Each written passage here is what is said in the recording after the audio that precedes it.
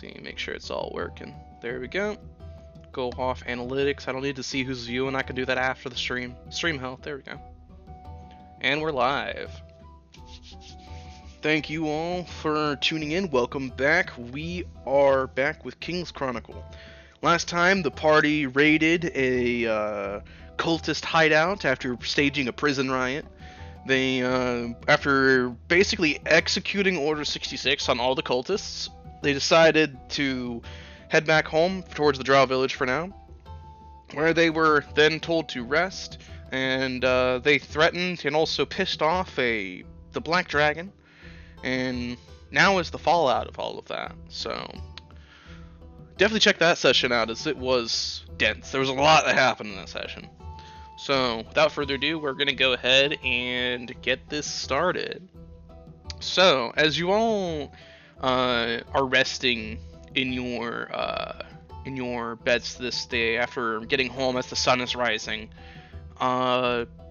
you lay down on the floor somewhere, or if you decide to use one of those weird hammocks or something or other, you know, you go to sleep as you did before. But a lot of you actually feel an odd lingering as you sleep, as if like something from the interaction that you had is affecting you in a different kind of a way. It makes you feel like you're having a hard time sleeping. Every once in a while you swear you hear like a whisper somewhere, but it's always faint, and it kind of feels like you don't know if it's actually there or not. But eventually, though, the whispering subsides entirely, and you all are able to fall asleep and get your rest in.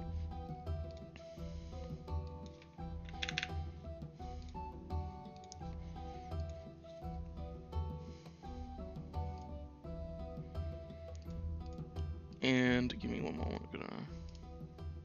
Boop. Guess who's back? Back again. Tulio's back. Tell your friends. Alrighty. So I'll allow you to move where you wish to, essentially. I'm just probably gonna move some people here for the sake of it. I mean, I'm taking my rightful seat for my breakfast. It's right there. Sounds good. Norm will actually sit where he usually sits as well. That way I can just turn around the meat of the plot. So yeah, Bub, you could put yourself somewhere in the bar when you come down if you wish to. Cool. Bub just stays in his room for the rest of the game. Baden, you didn't socialize. You spent all day inside with your hermit crabs instead. Literally that's the true ending of that game. Is it really? No, I'm just joking. Okay, I was like, what the hell? Okay then. Feels like a joke about true endings if that's the case. Wouldn't put it past that game though. Wouldn't put it past that story.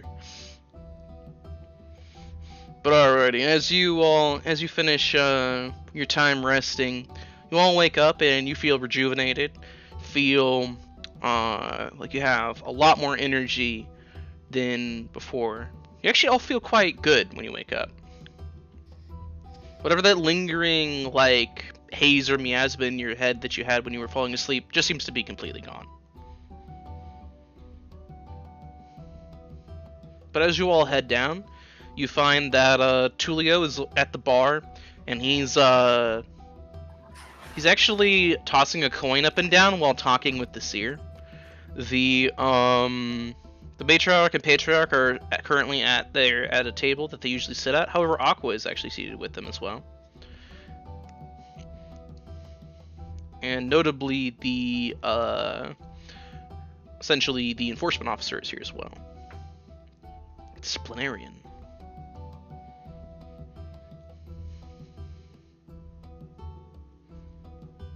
Ularu is in her usual spot in front of the fireplace, just kind of like relaxing. If you walk by her, she actually has her arm is actually bandaged a bit, and some of her hair looks like the ends are a little singed. Mm-hmm. Bub, as you walk down, you still see that she has very large wings on her back and 2 horns instead of 1.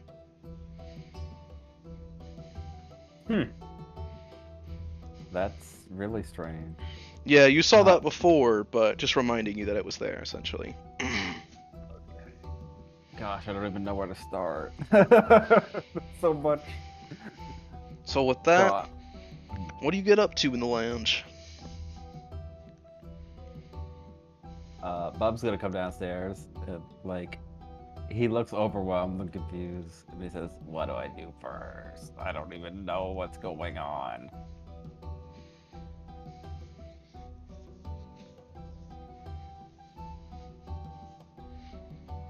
So you all see Bub, if you're down in the lounge area, just kind of looking around confused. Tulio will actually look at you, Bub, and wave you over. Bub! Come have a seat, join me over here. Sure. Hi. Been a while, Bub. What kind of shenanigans have you been up to? Wait, does he know about like all the crap that happened with the dream situation? No, And what not at happened? all. Okay, I'll just explain that. Tulio just kind of like listens attentively, but just kind of... He actually stops tossing the coin, places it on the counter, slides it forward. I'll take 1. He then takes a sip from it. That's a lot that happened for you, Bub. Mm-hmm. Yeah, I was over there dealing with the... Well, you know. They're all dead now, so that's what's important. Yeah. So there's that, and then we dealt with the cult. Yep, good riddance. All of them dead.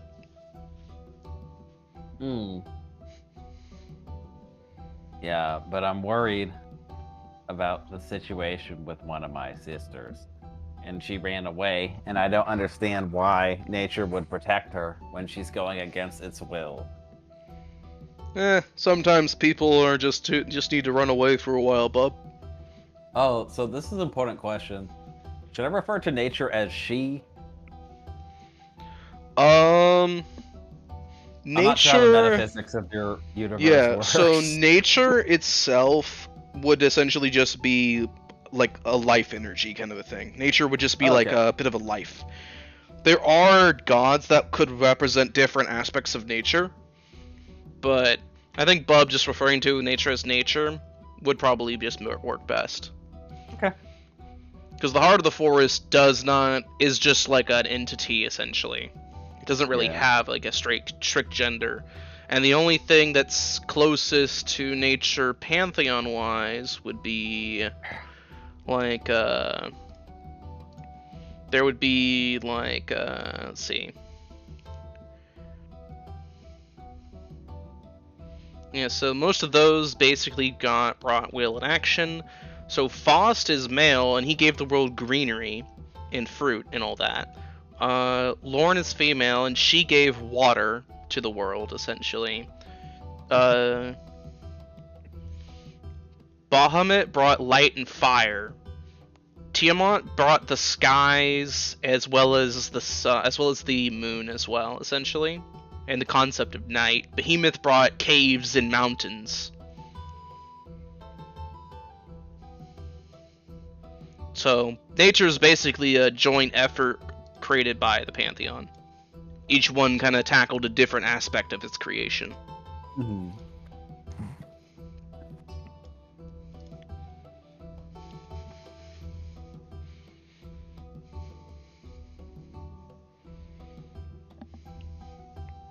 Okay. He's like, so I'm gonna try to get to the bottom of this. And after that, we should get out of here. It's dangerous. I can agree with that, Bub. Getting out of here pretty quickly would honestly be the best.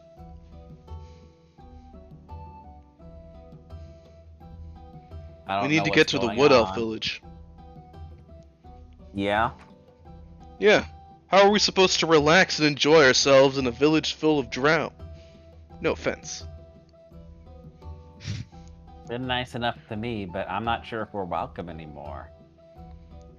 Yeah, we haven't been kicked out or put up on a peg or hung up and, strung up when we're sleeping. I'm pretty sure they wouldn't allow us to respond if that was their plan.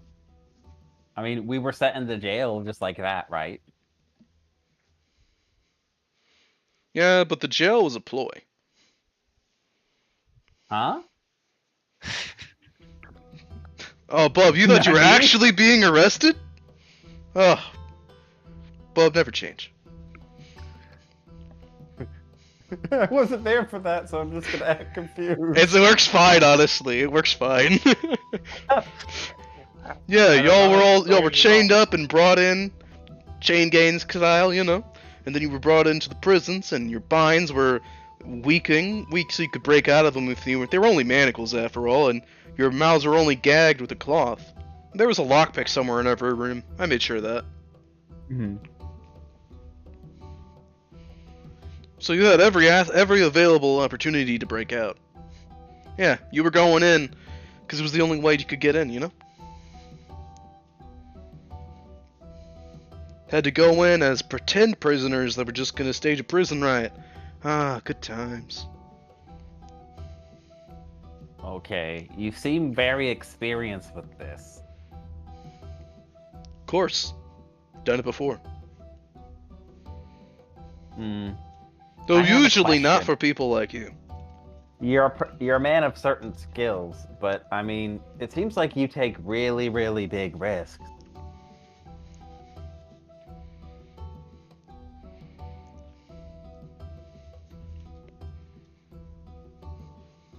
I mean, taking really big risks all the time is dangerous. Like how have you lived so long? Calculated risks, bub. Calculated risks. Hmm. Every risk So I've taken is calculated. If I just took every little big risk I took, I'd definitely be in a hole in the ground. You learn not to do that in Neblum real young. If you don't make it past the age of 8. hmm. Well, I hope I make it past the age of 8. That's right, you're about 4 now, right? Halfway there. Heck, 6. 2 more years then. yeah. By then, I'll be a powerful dragon at this rate. I'm sure you will be, bub.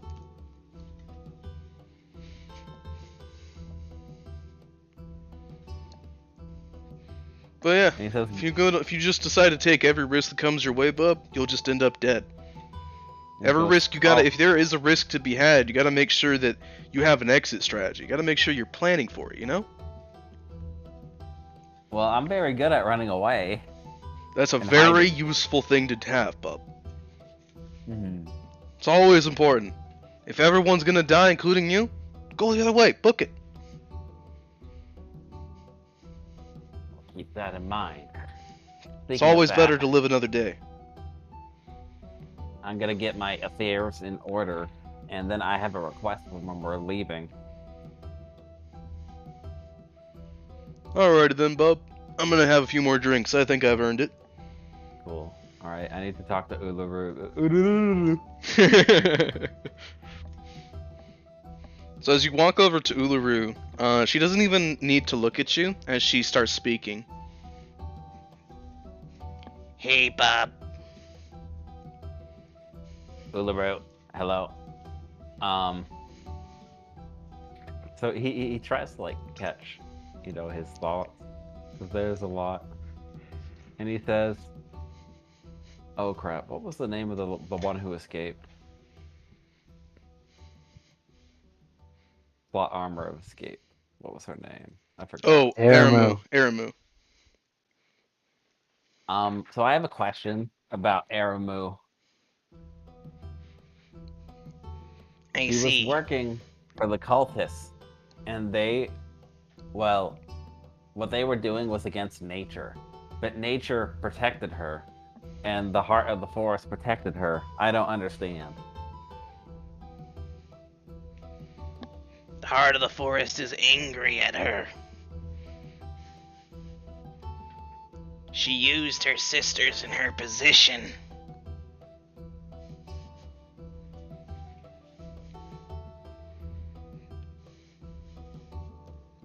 But yeah, but then why would it protect her? Why wasn't I able to capture her? Because the forest didn't protect her. The forest wanted answers. It desired to restrain her so we may ask questions, interrogate.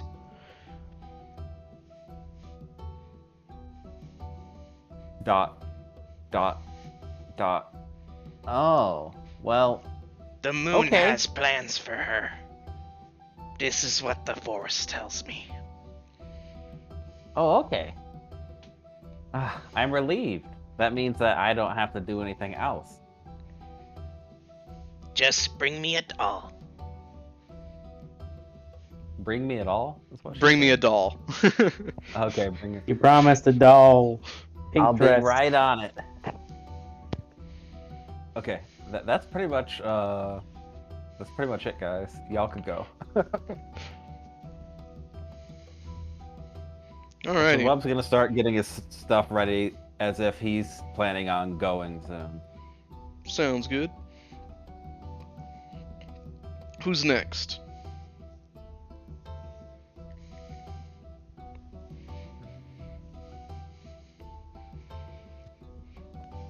Do what you gotta do, Rim. Yeah. Yeah, I guess I'll just, go by my morning. Wake up. Probably.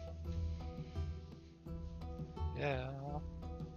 Go by the bar real quick, get some drink. Like. Some kind of fruit juice. As you go towards the bar for a drink, if you attempt to pay for anything, the barkeeper, the seer, actually just waves you off.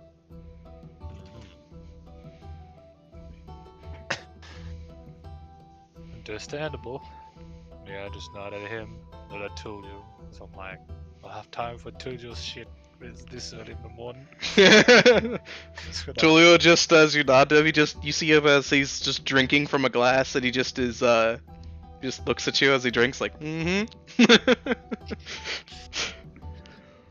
Yeah. Go get my seat. Nice and Morning, Gildos. Rough night. Morning, Yorm. Morning, Eleanor. Yep. Rough night, rough night. It was enlightening, however. Enlightening how? Well, now we understand more so what and kinds of forces could be wanting things from us. We also understand that, well, we have something that a very powerful foe wants. And I also spent all of last night mastering some new spells. Well, that we do know of, yes. And I did get a. Well, I don't think it's really like yours, but I did feel like when I had my morning prayers this morning, I could cast some new spells as well. Excellent. Honestly, with the Seeing those deserve, casts that's cultists throw their necrospheres gave me some inspiration. I think I understand how my superiors used Fireball before. It was the flick of the Well, wrist. You don't throw it with your arm, you throw it with your wrist. I understand now. I really do wish the lady would give me something to counter that kind of thing, but I'll make do with what I have for now.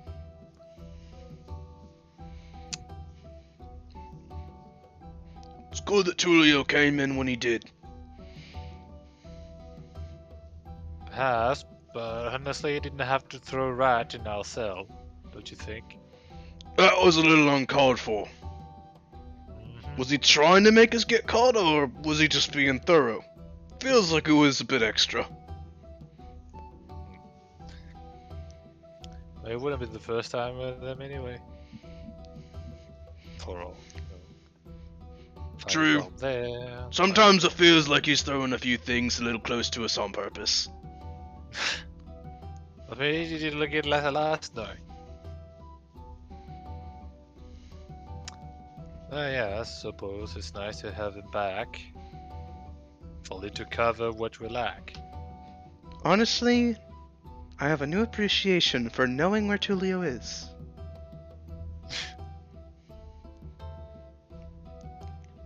Tulio said that blade that he had wrapped in cloth is better to keep track of it. I feel similarly about Tulio now. Weirdly, I felt very anxious not knowing where he was.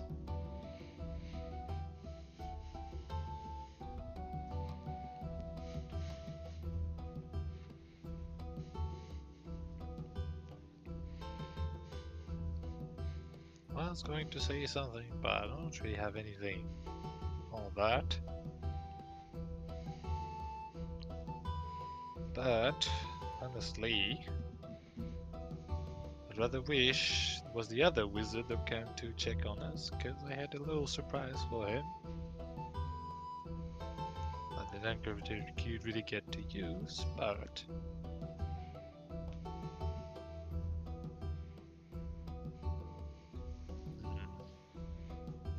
I really do wonder how Ophelia is doing, though. Usually Yes. she'd be up by now. It's odd that she's still resting. She doesn't need to rest, does she?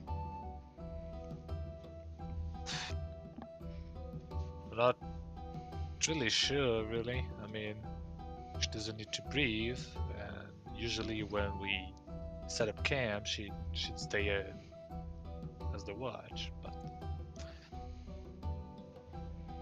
falling unconscious is not exactly the same as sleeping. True. If it was, when you woke up from an unconscious state, you'd feel rejuvenated, not exhausted. You know, like a hangover. That makes sense. One hangover was more than enough to understand that I had no desire to party with my other college students.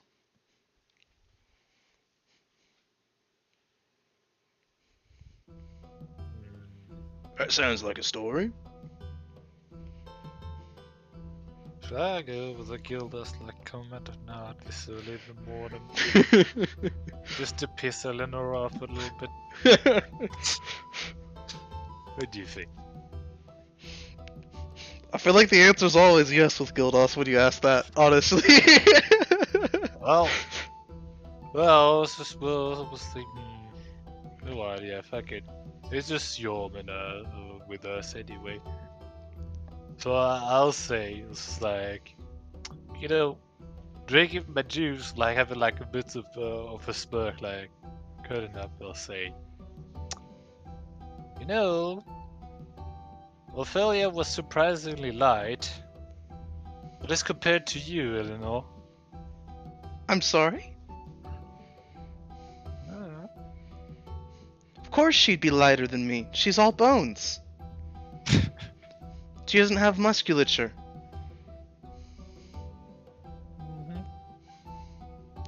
I was just saying, you know. But why would you even bring that up? Why the comparison? It's just a passing thought.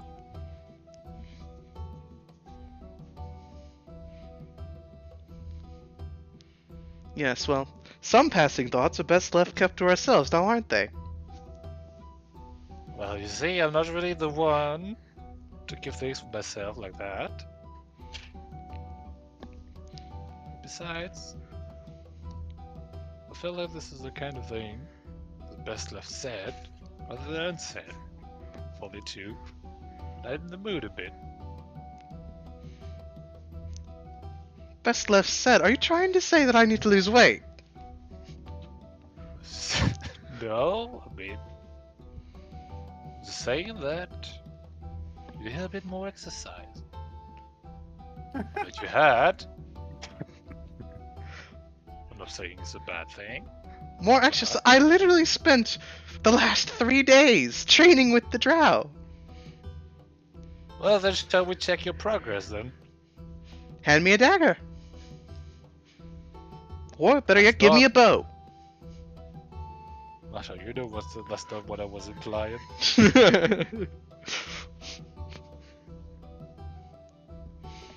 So I look at her, it's like, I wasn't talking about that. I know you wear under dagger or bow, I can expect that. So we're talking about something, you just share a subject like that. That's not gonna fly. She just shakes her head at that. It's far too early in the morning for stuff like that. So you prefer it at night then? What sort of genteel lady talks about such things at the table? Honestly. I don't know. What kind of genteel lady gets upset? Right. Honestly, it's kinda nice. Woman actually showing what she actually feels, kinda respectful. Far too many genteel ladies who keep it all bottled up. Not enough dwarven ladies who just yell around, you know. Are you saying that I'm not genteel? I never said that. I'm just saying I find your qualities quite nice. It did not sound that way.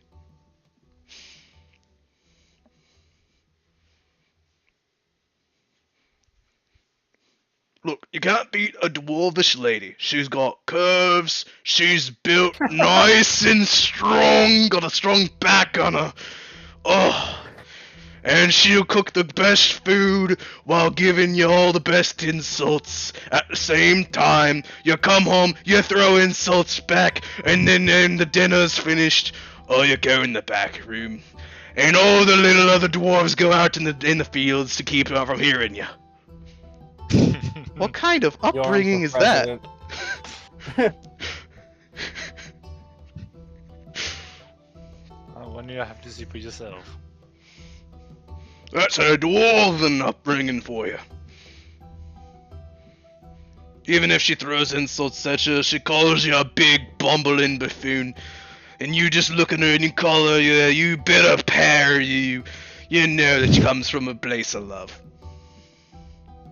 You know, the more colorful insults you can throw at someone, the more you know that person. In a way. I mean... If you can't even share a few insults with your spouse now and then without you actually getting upset, then what kind of relationship do you have, eh? Mm-hmm. I don't understand why you would feel the need to throw around insults if you do not mean them. Keeps things spicy, interesting. Just like banter, just more lovely.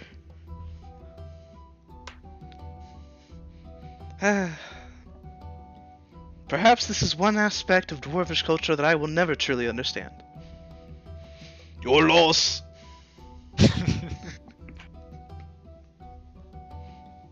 I'm gonna go get a refill.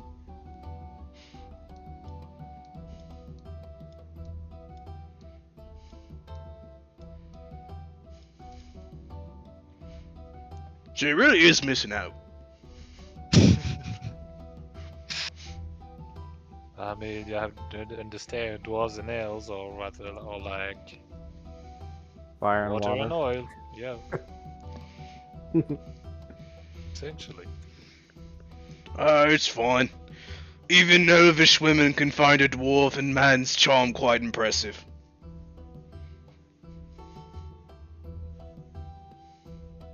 But would elf men find the dwarven woman? No, 'cause they got no taste. Well,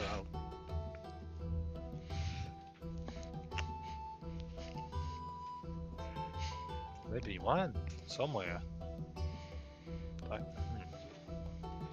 And again, there isn't many elves in Locasta, as far as I know.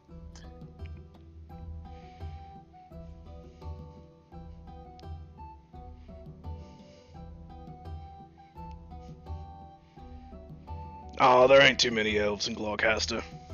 There's a few here and there. Always elves somewhere around, you know?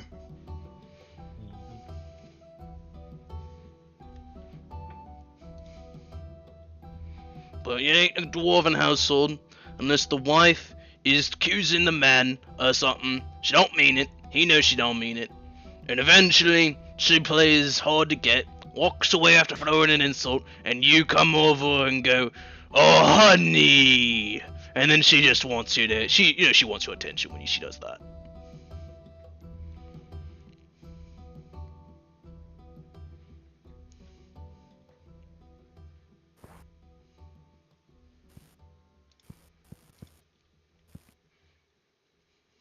All right. I'm gonna come downstairs with all my stuff ready. Sounds good. Delon, anything you wanted to get up to? I thought I was still asleep. No, I said everybody's woken up. Okay. So at this point, Delon has mostly readied himself and his bags. You can move Delon He's- where you want to, by the way. I'm put him a little lower down so you can see him, probably. Okay. So Delon has woken up, but he's not really in a talkative mood right now. The only thing he does is when he brushes by everyone, he puts his stuff on near the table and then walks past and heads straight to the table with the matriarch, patriarch, and everyone else in the center table. Sounds good. So you put your stuff by your collective table and you head directly over towards them. As you begin walking over, the matriarch actually inclines her head in your direction. The patriarch basically turns around and gestures to a chair for you, essentially, if you wish to sit. And the constable just keeps his eye on you. But there's like a firm nod of some sort as well. Feels less hostile than before, though.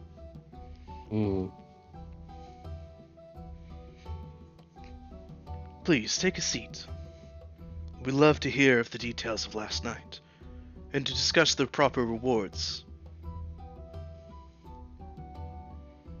Delon approaches and he sits on the chair carefully. Excellent. But he doesn't immediately speak up. So first off, as the Patriarch, I would like to officially thank you once more for saving our young bloods.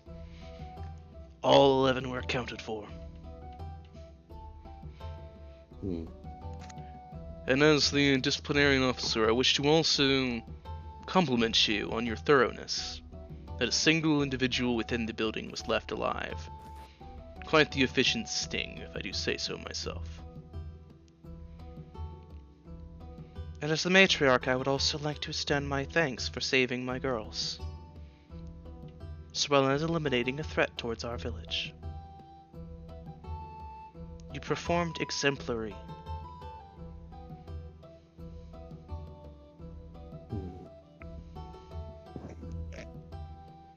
It's all well and good, and I appreciate your thanks, but there seems to be an issue in details. How do you mean? You sent us in with a mission, specifically inclined that we approach it in a manner of speaking. Allow this young man across from me to escort us to the building as a subterfuge to enter the building, a building in which you could not do so otherwise. We did so. We followed it, and we fought our way through the men, utilizing our bare bones essentials, our magic, and whatever we could have without our weapons or our armor equipped. In the pursuing process, neither of which I was informed of which by you or the young man, that I was accounted for, the strategic plans of which, the nature of what they were up to, that the young bloods were magically instilled at that time, that their plans that they utilize put my entire team not just in jeopardy, but almost kind of catastrophically set a blight upon this land for which we might have not even existed. And finally, you were sent despite all the adherents otherwise. Your blood hunters were in the same building, pointing arrows at us as on our way to depart. So tell me if I'm as confused as you should be. Or do I have the facts wrong?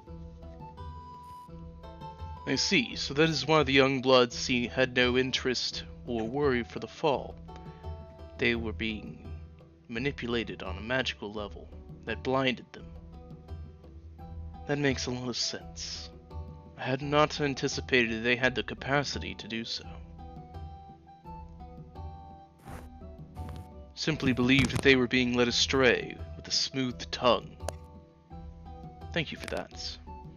As for some sort of blight, or the machinations they were getting on within, I did not anticipate they were getting up to much more than a smuggling operation and potentially a human trafficking operation. Enlighten me, what is this blight that you speak of? What are the other machinations they were dabbling in? Because of our assignment, one of my compatriots is still unconscious upstairs. They created a ritual that tried to create her into a full-on lich. Had the process completed, I would have lost not only an ally, I would have failed an oath and a promise, and caused irrevocable damage upon this land. But not just this, in a similar nature. These creatures started coming out, one covered in some sort of viscous nature, an aura that slowed and sapped the life out of everything around them. Something I recall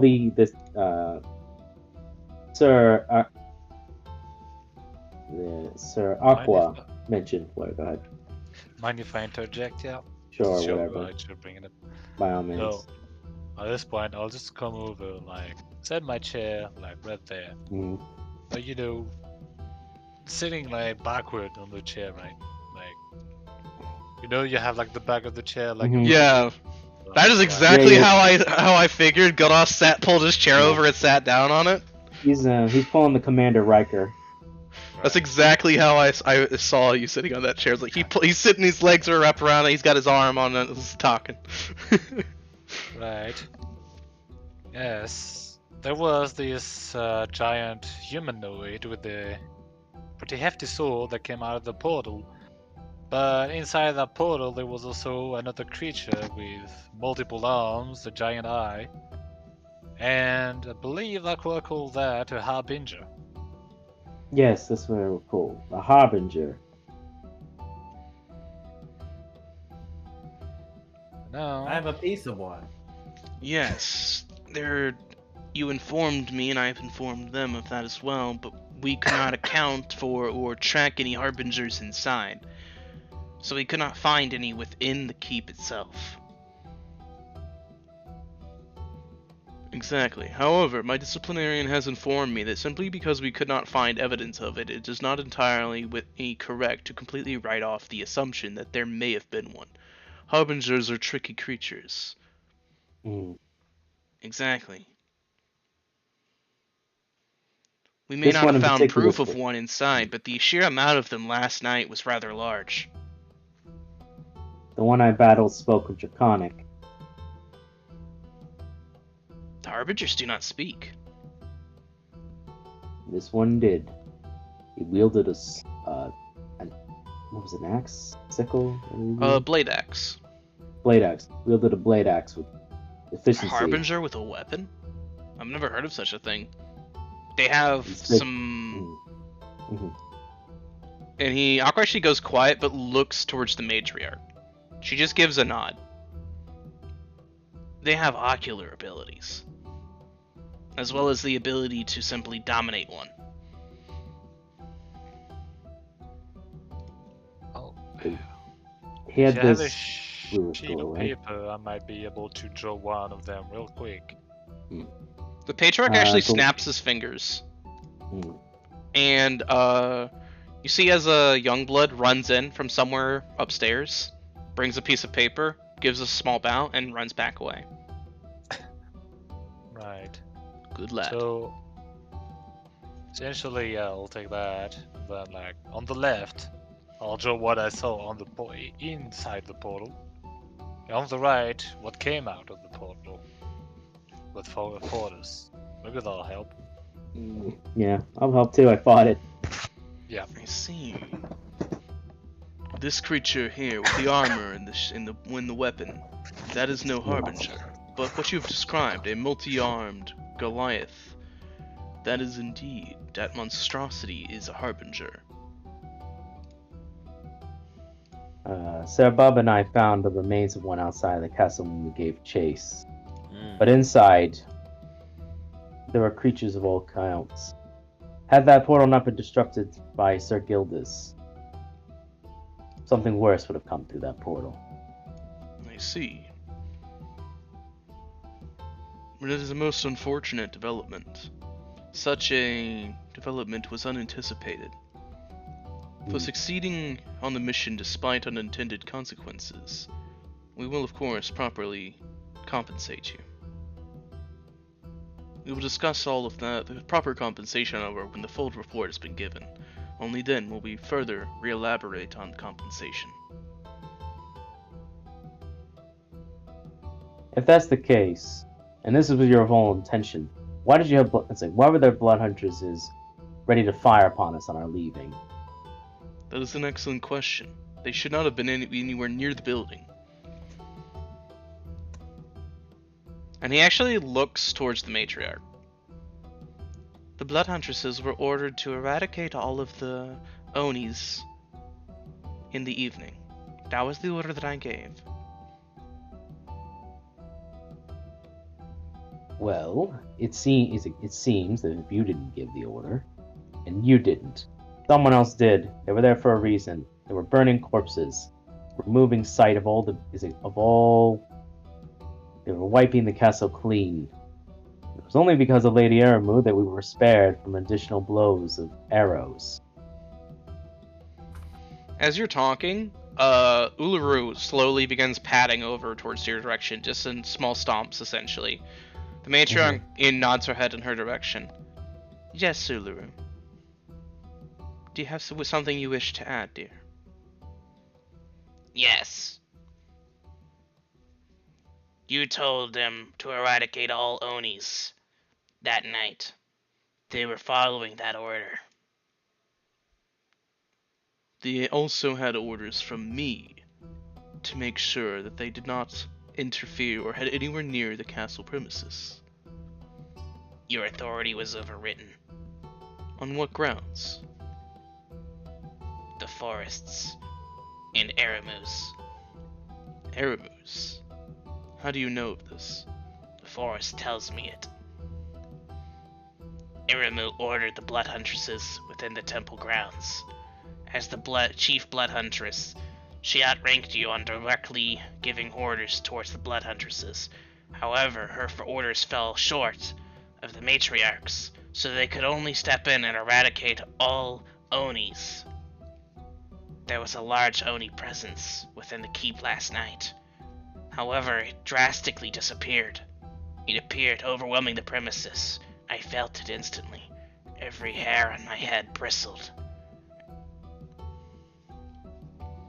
Had I not been occupied completely eviscerating one of the harbingers, I would have come over myself. That explains the fighting outside, the additional damage. I was told there was a humongous or quite a substantial Oni on the castle outside the castle walls. Yes. I was informed to fight, and if I could, as a diversion, attempt to corral the harbinger that I was to be fighting towards the castle gates. Aquan told me this.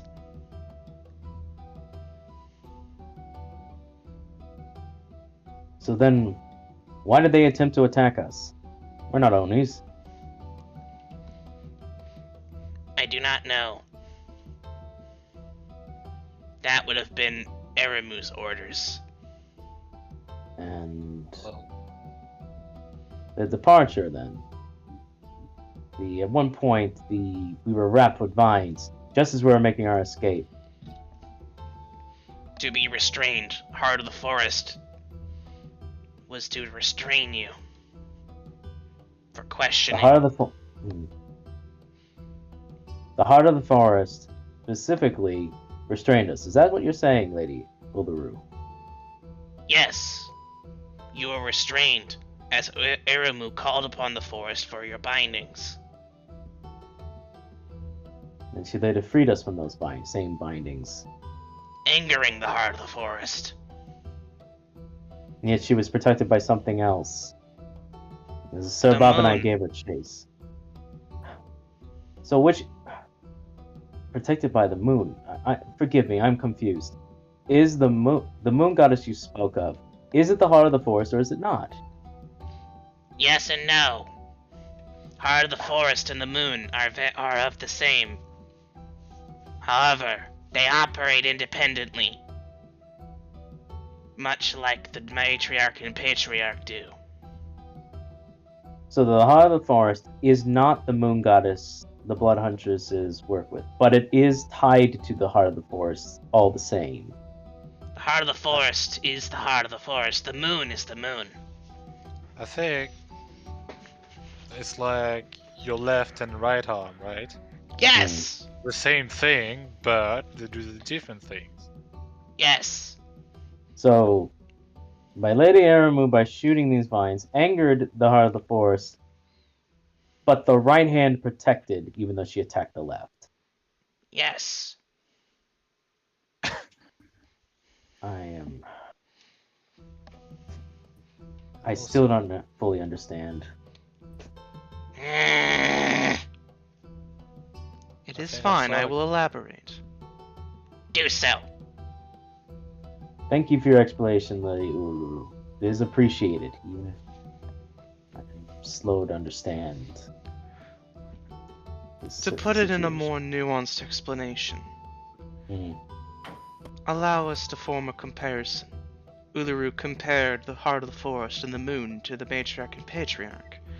For instance, say that one of my only significant others here, my lovely dear, were to have a boy who were to stab at one of my girls.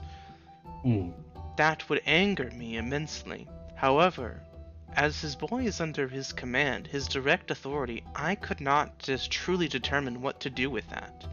As such, it would fall to him to fall for just punishments.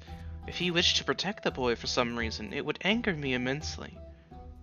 However, I would be rather aimless to stop him. However, it is in the best interest of us that if I, in this scenario, were to protect a boy that was angering my wife, it would be in the best interest for all involved, for the protection to lead to an eventual resolution. After all, if my wife and I were to ever be truly quarreling, progress would slow immensely. Everything would come to a halt due to our incessant bickering.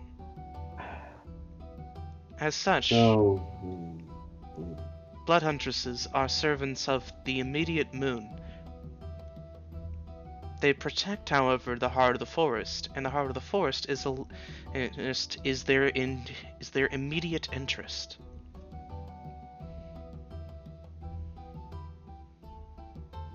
Blood huntresses taste of the moon.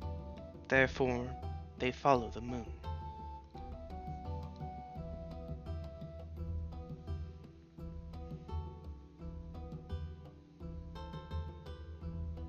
So then, by her doing so, there had to have been a reason then why the moon would protect her, otherwise it wouldn't have. There is always a reason why the moon does everything. And there is always a reason why the heart of the forest does what it does, even if the heart of the forest's methods and mindsets are esoteric. Then who is it? I want to know why I was attacked. I want to know why, on the moment of our leaving, we were almost betrayed. I think I can understand why they attacked you specifically. See, there's nothing against you, darling, but you have to remember the Sylvan people have been a sheltered people. No outside interference or anything. They were explicitly told to kill any Oni they encountered. So, here you come in your dashing white, dazzling brilliance, looking like the closest thing they would know, like a lizard man, armed to the teeth, and looking like you just loaded your way out of the castle. If I were one of the blood interests on that night, I would have shot without any hesitation. Troll, you might be the closest thing to an Oni we have in our party, at least for the uninitiated ones. Let's just say. They were all trained by Erimu personally. None was chosen as a disciple, however, so she has no immediate next in line. That being said, they were all expertly trained, but they would have listened to her every order.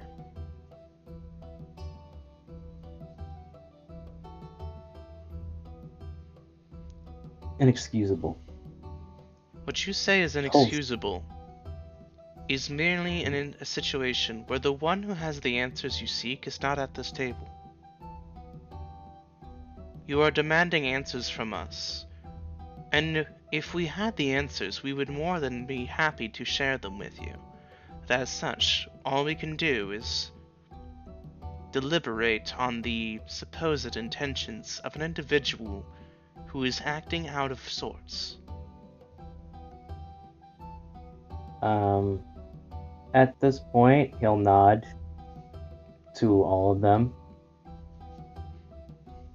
Inhale, slam his fist on the table, and then get up. Before sliding the chair.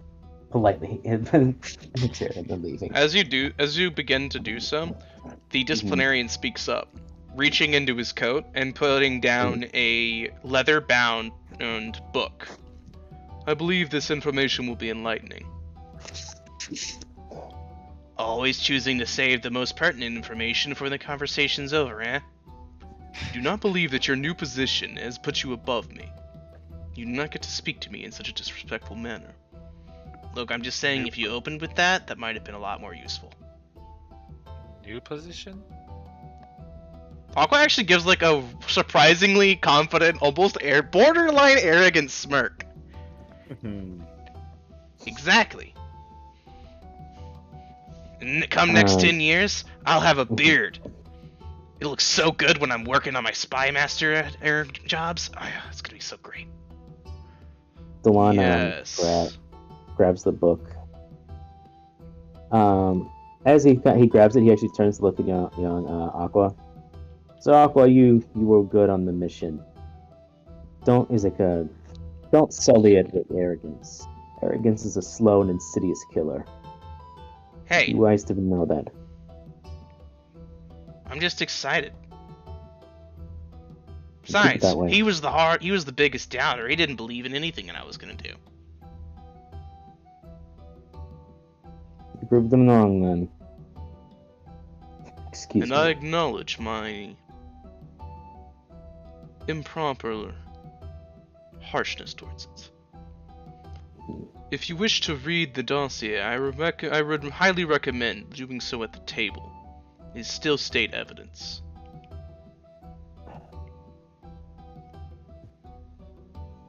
Fine. I'm gonna go to. Can I not be surrounded by these jackasses while I do that? I mean, it's information that's being presented at the table first for everyone at this time. Fine, whatever. Like, he's the only one that's read it. Cool. Alright. Dossier table. So as you open it, the disciplinarian begins speaking again. Mhm. Within you'll find multiple first-hand accounts taken from the young bloods who were within the keep. After puzzling out their baffled and bewildered experiences, I managed to connect a rather singular connecting thread. Which, as you read them, Delon, they're very confused, meandering accounts of where they were and what was happening, as well as the last thing they remember before leaving the village. Most notably, the thing they remember is Aramu telling them about foreigners.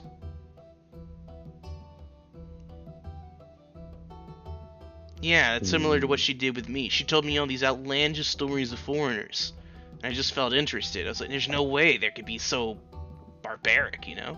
Gotta see it for myself. I'm excited. Exactly. Something about this tells me that, potentially, if I were to extrapolate further details, the Youngbloods were being led to the keep by Aramu's carefully placed, fascinating details.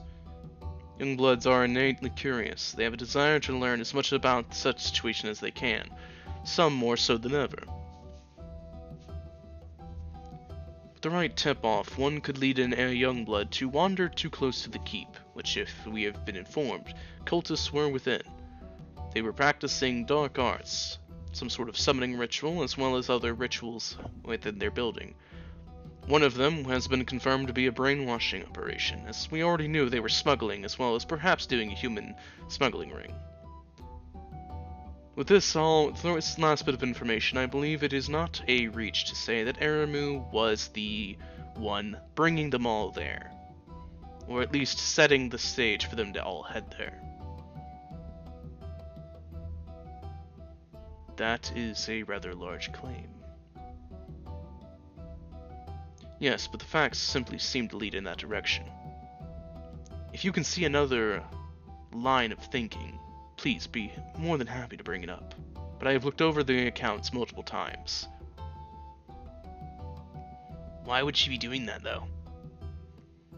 Why would she attempt to lead me and others over there? What does she gain out of it? I did not feel comfortable deliberating on her methods or perhaps her reasons why, when we cannot simply ask her ourselves at this time.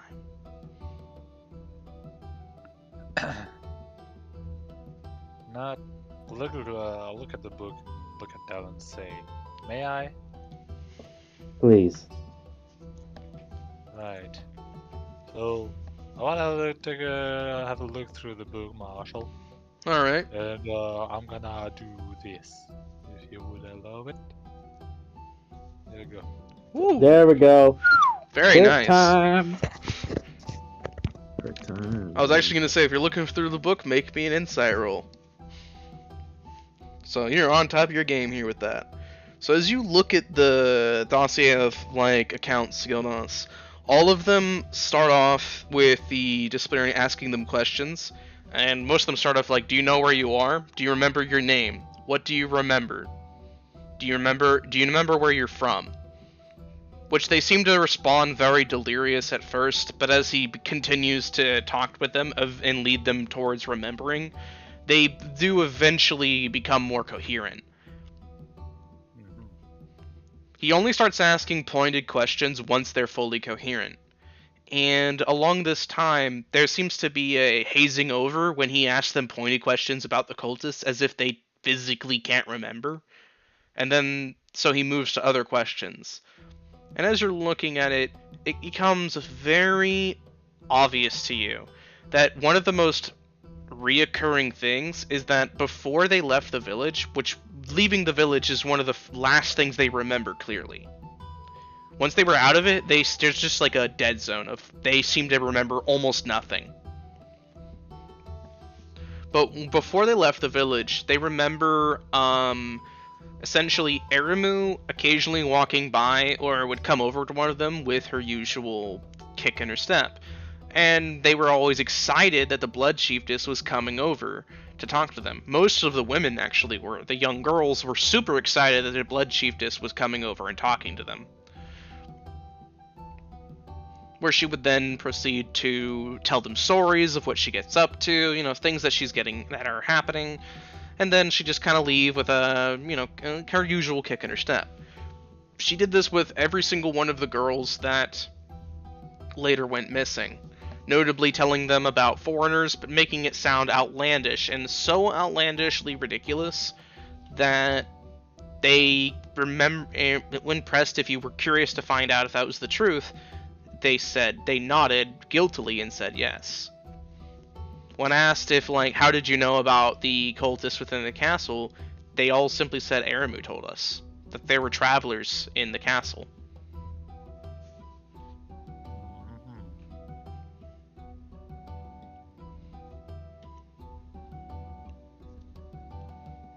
Is that really there then, or is it not? Because honestly, I mean, the brain was already tampered with. So I'm like, you know, what if they're just associating the fact that like they talked to Erimu, the fact that like everything else happened, like might have been somebody else, but because Erimu was one of the last few important people they interacted with, associating that, but like, yeah. You also We know remember, about. you also see in the dossier as well that the last account is actually a talk with Aqua. And it starts off with, why were you wandering around in the deep forest after dark? Which Aqua simply responds with, I was in the deep forest? He says, yes. Why were you, do you not remember? He says, not very clearly. I was going for a walk and my feet took me here. Do you remember seeing or hearing anything? I remember a song. What kind of song? A melodic one. It flew on the wind. It was beautiful. I felt the need to follow it. Did you follow that? Did you follow that desire? I don't remember. Do you remember what led to you going for the walk? I felt stuffy and I felt a desire to leave the schoolhouse after spending all day within it. I wanted to head out for some fresh air. Why did you head into the deep forest then? I do not remember walking towards the deep forest. I remember walking closer towards the village exit. Why were you near the village exit? Because I wanted to look past the gate. Why did you want to look past the gate? Because I feel stifled.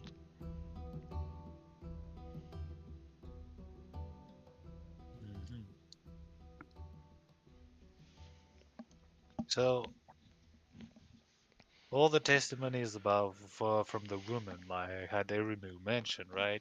Yes. Like, what about the men? The men No seem way to about. the male testimonies, which there were far less of, do mention Aramu. The only one that doesn't is Aqua, who was found But in the woods, but not basically. He was never truly brought to the place like everyone else was, though. but like from my talk with him on the first day, like already knew he hung out with Erimu anyway.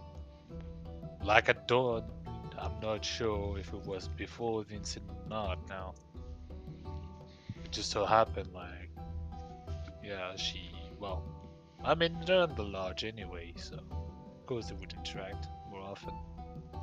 Like before that.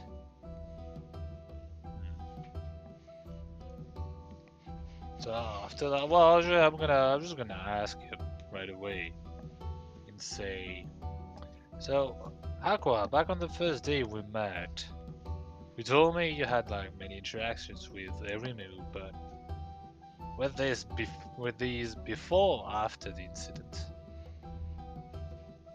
She'd been talking to me for a while before the incident happened. When I was within here, though, she talked to me a lot more. Makes sense, considering this is the lodge you would both be in, but... And one thing's for certain is that all of the encounters, well, all the incident has a Rimu involved in it. Although yours is the only one where a song is mentioned. It's odd, I don't really remember the song. Just remember there being a song, if that makes sense. Uh-oh. Something to say, Bob? Well, remember that one bard guy we fought a few sessions ago? I guess it was several sessions ago now. You mean the bard, the dwarven war bard? Yeah. And then there was the monk guy that we fought as well. True. But would they be the Alright. ones doing something like that? I don't know. No, I don't imagine so, but we do have a man with a guitar, but True, there is a shadow man. so what do we even have spell-wise? Indeed. Don't have anything.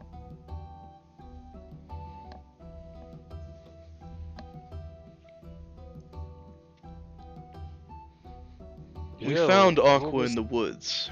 He seemed to be lost in a bit of a stupor, as if in a daze.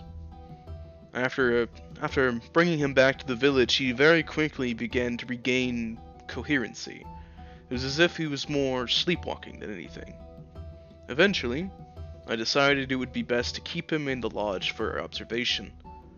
While here, I began to think on something, and I began to speak with Aqua about it. He seemed to be able to recall in the direction he was heading, and so I enabled him to head in that direction. So, I have an idea, it might be a shot in the dark, Marshall. So, I'll just say, Aqua, would you would you allow me to touch you for just a second? Just wanna try something. I suppose. Is that alright, Uh, Patriarch? What exactly is your intention with touching him? Well, just casting a spell. Not harming him or anything, but... I mean, you probably thought about it already, but I just want to make sure, you know? Alright then, you may proceed. Right, so I'm just gonna try and cast this on him. All curses never affecting know. one creature or object end. If the object is cursed magic item, its curse remains. The spell breaks its owner's attunement to the object, so it can't be removed or discarded. So, alright, so you cast Remove Curse. Let's see.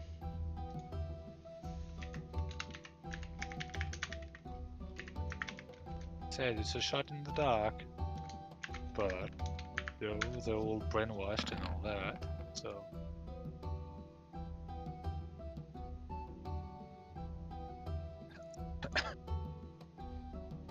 So I'll That DC say, with a 15 there, Gildos, you don't feel like you removed a curse from him, but you do feel like he's cursed. Right. You So, felt once something, I'm- you just couldn't break it. Right. So, once I'm done, I looked to the matriarch, the patriarch, and said, "That's what I thought." What exactly did you do? Well, if you wanna know, I just cast a remove curse spell on the boy. And while I did not break anything, I felt that something was there I could not break. A curse that did not get removed by the healing water's simple ingestion. Odd. So confident in the healing water's abilities, we had not even attempted such a thing.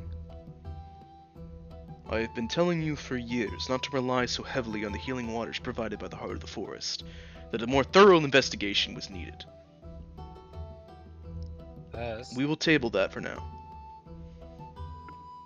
Right. So if Aqua is cursed, then it's more than likely that the others have something along those lines as well. I see.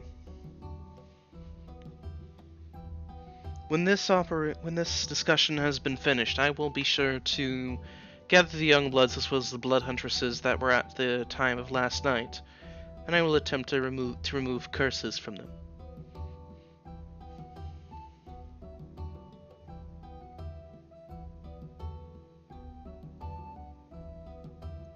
Am I gonna be alright? Well, do you feel anything weird or... Not in the slightest. I feel fine. honestly. Then, my honest opinion might just be something to suppress your memories. Simple but effective, really. Hmm.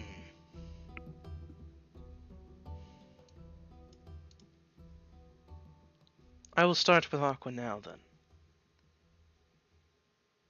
Patriarch, you may go. Proceed.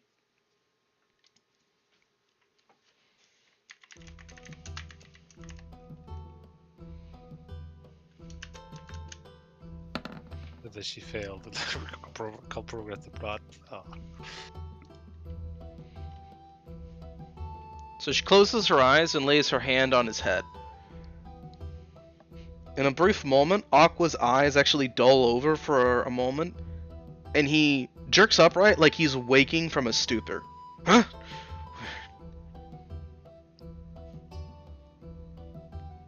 That was weird. How do you feel? I feel wide awake. It's almost like I've been... Why do I feel like I've been sleepwalking for the last few days? Weeks, maybe?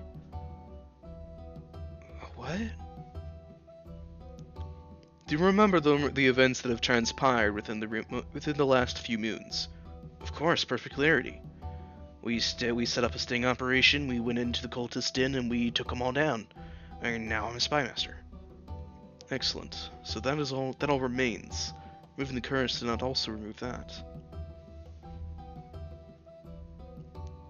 What about Aramu? Do you remember anything about Aramu? About the night you walked into the deep woods? Yeah, I do actually. I went for a walk because I was feeling constrained. I was feeling upset that I couldn't really do anything that I wanted to, that I was probably just going to be some tinkerer or gatherer or something, and I couldn't even do something I felt more passion towards. So I went for a walk. During the walk, I ended up heading towards the village gates, and I stared longingly at them.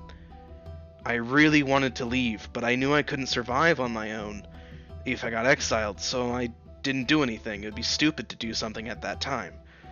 So when I began walking away, I decided to take a scenic route, which took me close to the deep woods, but I wasn't intending to go into it. I was just kind of like taking my time before going back home, you know?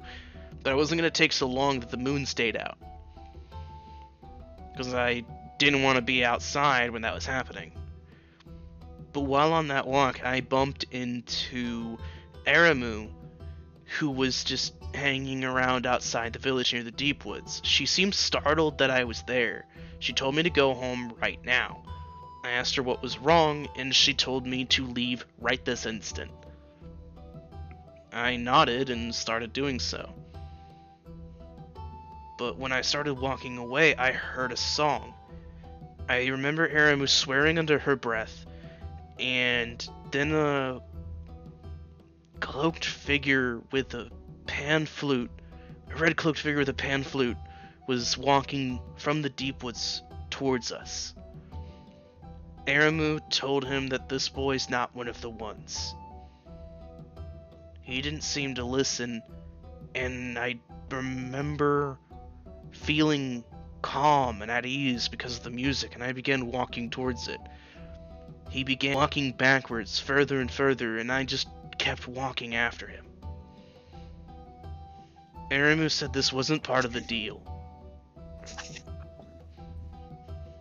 Eventually, while I was getting close towards the castle, I was walking towards the castle. We were taking an arbitrary, odd path, though. I don't remember why, but I remember feeling like this is the worst way possible you could get to the castle. We should go that way instead. Just go through the village, you know? But we were almost there when he stopped playing and ran away. And that's when the blood huntresses came, picked me up, and took me back to the village. And I remember being interrogated. Let me see. Charmed.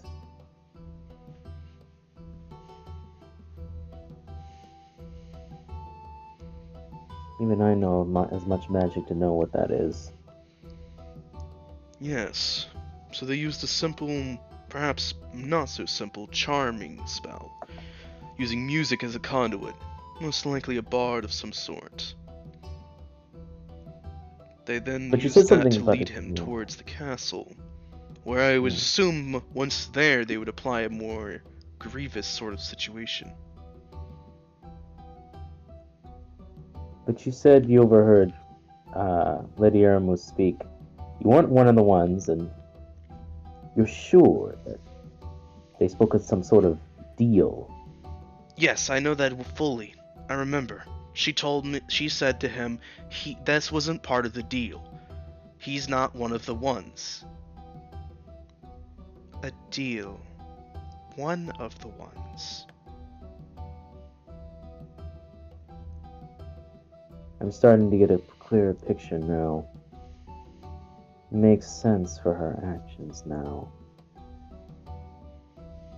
Well, what did the other victim have in common then? They were all precocious, overly curious, eager to leave. Aqua is similar, however Aqua was smart. He wasn't about to just leave for no reason. He needed to be properly skilled, and he understood that in order to survive exile he needed skills.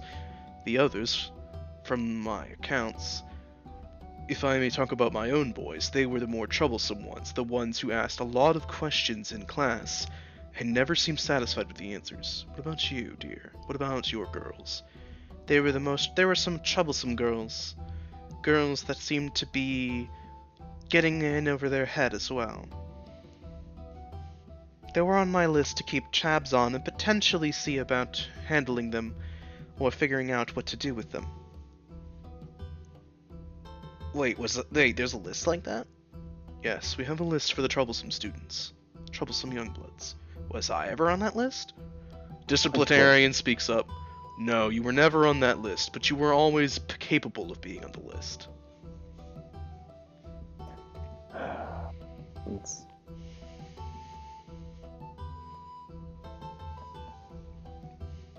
And they took advantage of those curiosity, used as a conduit for charm.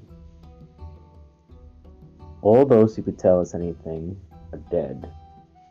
The only one who's not is Lady Aramu. I feel this plot has thickened, but then if she truly was in, then she wouldn't have attacked the way she had. Something must have happened for her to renege on her side of the deal. She said something along the lines of, we had a conversation yesterday. I was explaining some of my people's philosophies, and one seemed to catch her attention specifically. It was the last thing she spoke to me on before she committed the action she did. I can't help but see a connection. What sort of events transpired, if you would be willing to disclose such things? I have nothing to hide. We were speaking of things, asking questions about each other's cultures. I asked a question, then she asked one. It was a simple walk, nothing more. In one of the last conversations we had, questions I should say, I spoke of my home, what it means to be a knight of King's Landing, and the tenements that my people hold strong: honor, gallantry, and mercy. She brought up the fact that your people, your customs, don't really believe in the concept of mercy. There's strictly punishment for crime. Yes, this is the most efficient way to go about it. Once one commits a crime, one must be punished appropriately. My culture sees differently, not too dissimilarly. We do believe in crime and punishment, but mercy, a tenement of mercy is part of our pillars, along with honor and gallantry. Mercy is subtler. It requires experience and timing. It's not about committing crime for punishment, or about knowing what kind of punishment to give and when to give it, or should it be given. about looking at the individual, the situation, and the nuance of it. Finding the strength to know where the wrong punishment could create far worse solutions in the future, or the right punishment at the right time could stop something greater. That's why it's a bit old-fashioned for my custom, but something I hold dear. And it's its own strength. She seemed to understand that when I spoke of it in that way. It seemed to resonate with her.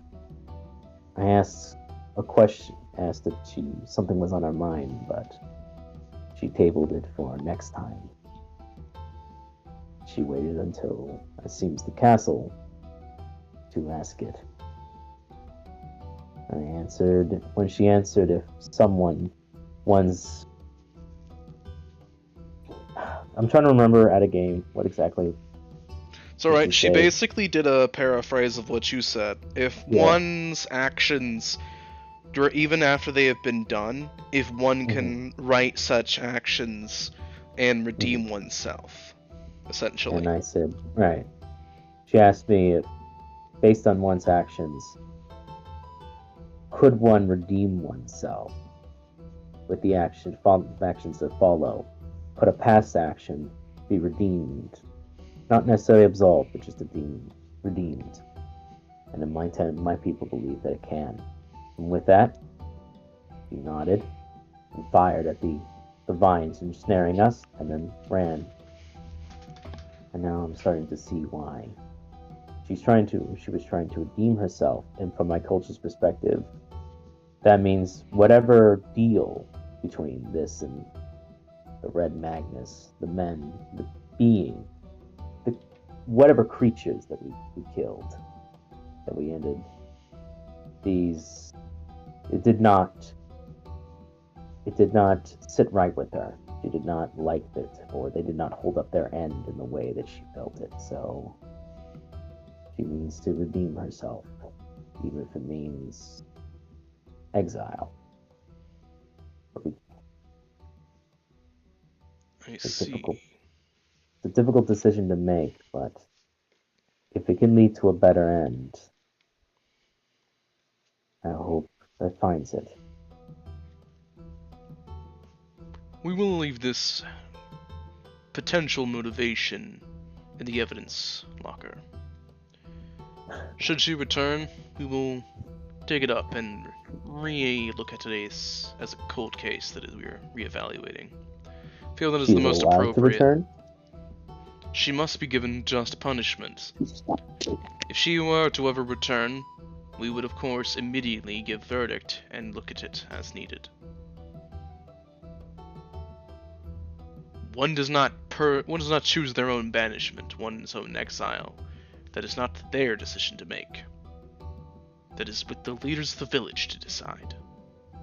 Currently, she is an outlaw and a criminal, a fugitive. She is to be brought back alive for questioning and punishment.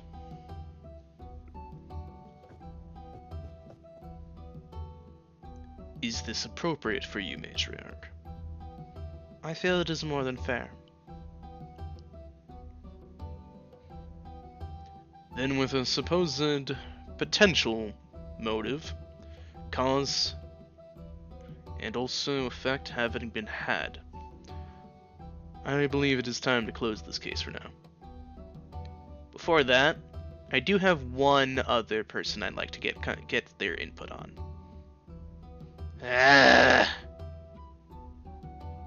You may go, dear. Good.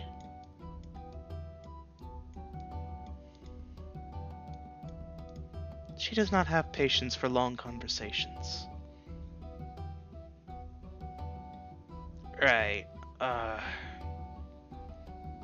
The one who helped me set up the whole thing. Who helped give me some pointers on how to get in, you know? And how to get all of you in.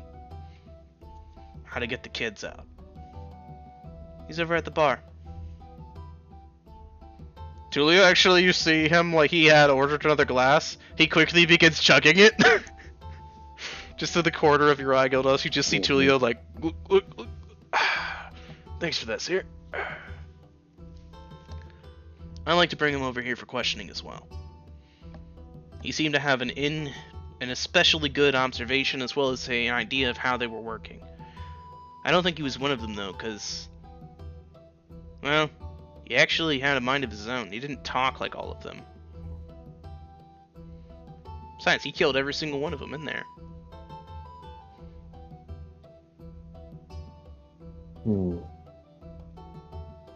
May I bring my witness over? My evidence? Patriarch? Yes, I believe it would be viable to bring it over. Excellent. Hey, foreigner, I mean, what was your name again? Is he just looking at you, Montoya. Gildas? He's looking at Gildas. Oh, okay. I don't know. You're good. We'll say Gildas. Alright, sorry about that. Gus, could you bring that guy over here? I think he's, like, part of your group, right? He is, yes. Although I'm not exactly his chaperone. I look to Dallin. Wait, which one of you is his charge? I suppose that would be mine. Ah, apologies then. Could you Fine. bring him over? What was your name again? I will. Sir Aqua, I am Sir Delan of Silius Guillemay. I will not repeat myself. Thank you. I will approach Montilio. Montilio, we need you. Sure thing, Chief. Thank you.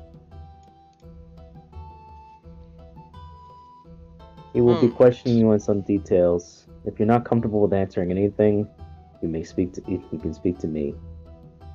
Sounds good, Chief.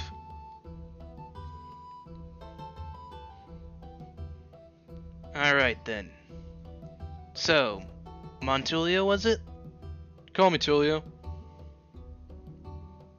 Okay, Tulio then. Why were you in there? I was in there because of my own business. What kind of business was that? Business of the deadly kind.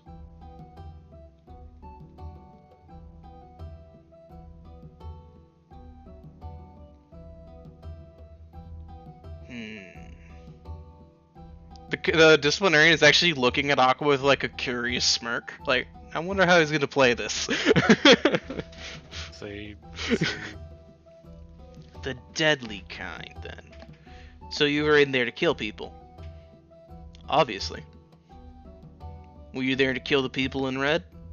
Who else would I be in there to kill?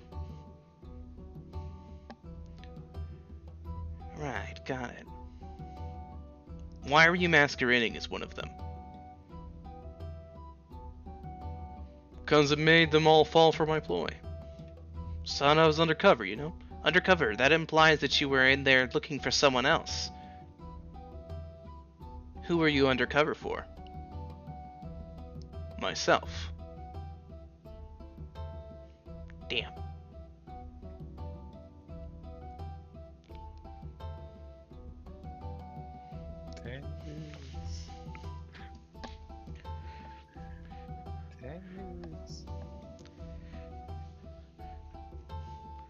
Let's see then.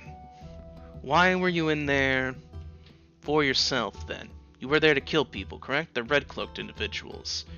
Why did you want to kill them? Now you're asking the right questions. Don't patronize me. Well, the reason I was in there was to kill them. Why did I want to kill them? Well, it's a very, very, very long story. About 30 years or so long. So it's a personal story then. Yes. Well, we don't have time for that. You don't even want to hear it? No. Not unless it's relevant. Is it relevant? Not really. Then you were in there to kill them because of a personal reason that you refused to share, yes? Yup. Why did you help me? Because I could use you.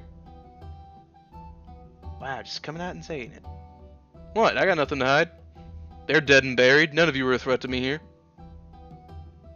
Excuse me? You heard me. You have what, a dagger on you? She's got some spells, right? But none of them are already ready to be casted. And he's got what, a rapier? What, the kid's got what, a dagger?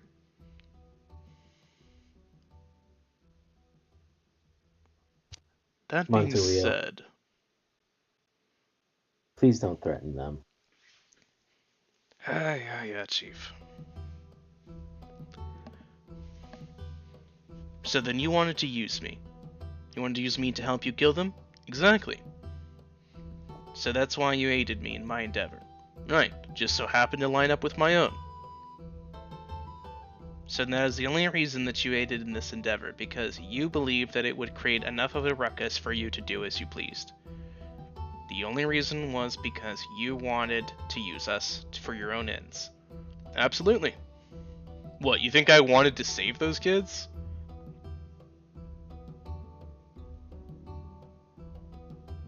Part of me did, yeah. Sorry to break it to you. I thought those kids were good as gone. Once Roll they get insight. once they get their hooks in your head, kid, it's really hard to break it. Roll insight. You may. You 18. feel like he's being only partially truthful with that. You feel like he's potentially saying that he did think they were dead, but he wasn't really gonna stop a chance at saving them either. Delon puts up a hand. You can see. So I was like, Sir Aqua, he's only partially being truthful. Just take it as his personality, his defensive one. Alright then, appreciate it. So then, what were you intending to do after you killed them all and used us to help you do it? Honestly, walk into town like it never happened, have a drink, and leave as quickly as I came. So you did not wish for payment for the job given. Look, you didn't hire me for a job. If anything, I outsourced some help from you. So then you should be paying us. I already paid you, your kids are fine. I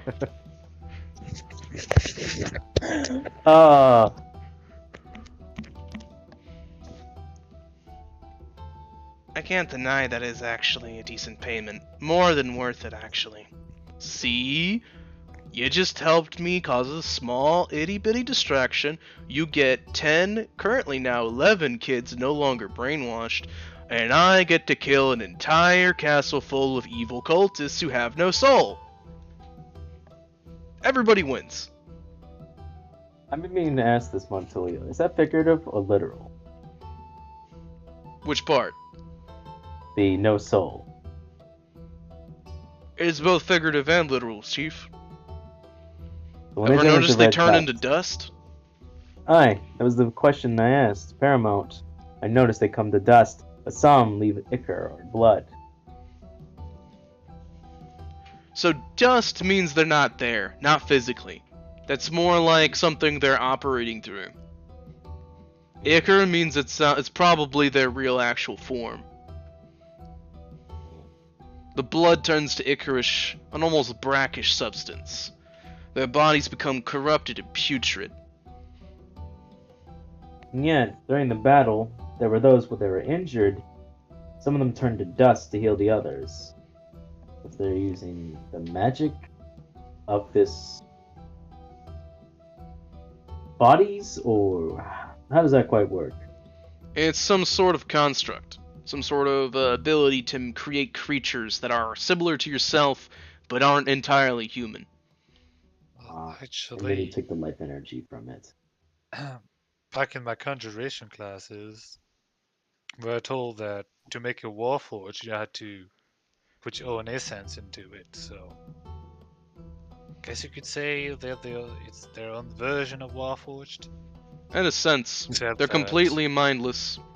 They're essentially walking husks that don't even do anything unless you decide to man one. And essentially, they can take back that life essence anytime they want. Yes. Are you saying Are you saying that there's a possibility there's entire, possibly, like, possible squads, legions of just aimless husks that are just standing there, waiting to be used? Absolutely, Chief. Welcome to the Red Magus. I hope you enjoy your stay.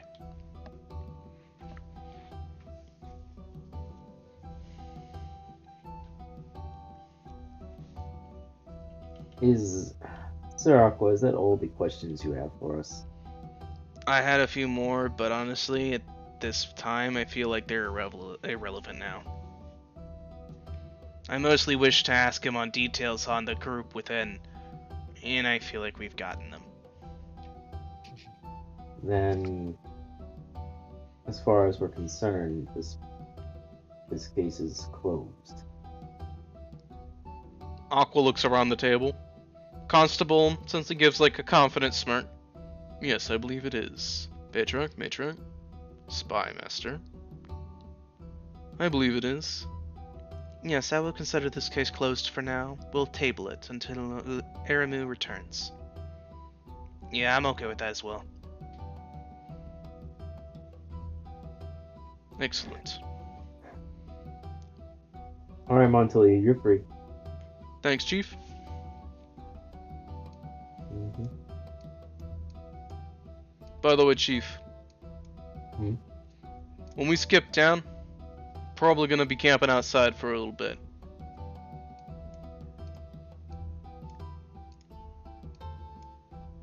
I see. Understood. A rather unsavory individual will have within your ranks. Skilled, though. Yeah, he taught me how to pick a Mostly lock so. in one day.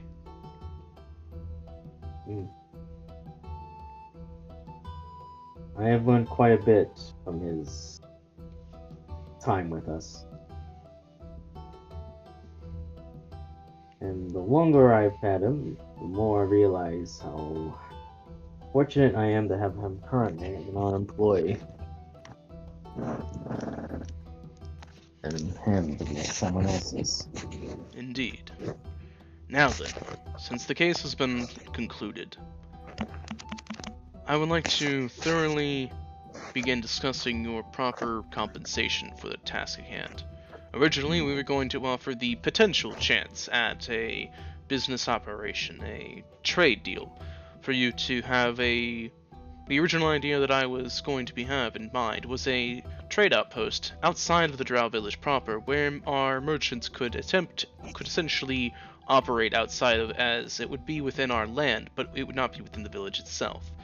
Therefore, you would be able to meet us in the interim. You would not be able to head into the village itself, so you would not be able to bring nefarious ideas in, but you would be able to do trade with us at that outpost. If you sent a missive, which we would give you the means to do, beforehand on arriving, we would, of course, have the merchant be there when you arrived. That was going to be the potential idea that I was going to throw your way. Now, however, the possibility of a merchant outcome does not feel like an appropriate compensation for the task you have completed, so I would like to say that your request for a village to do trade has been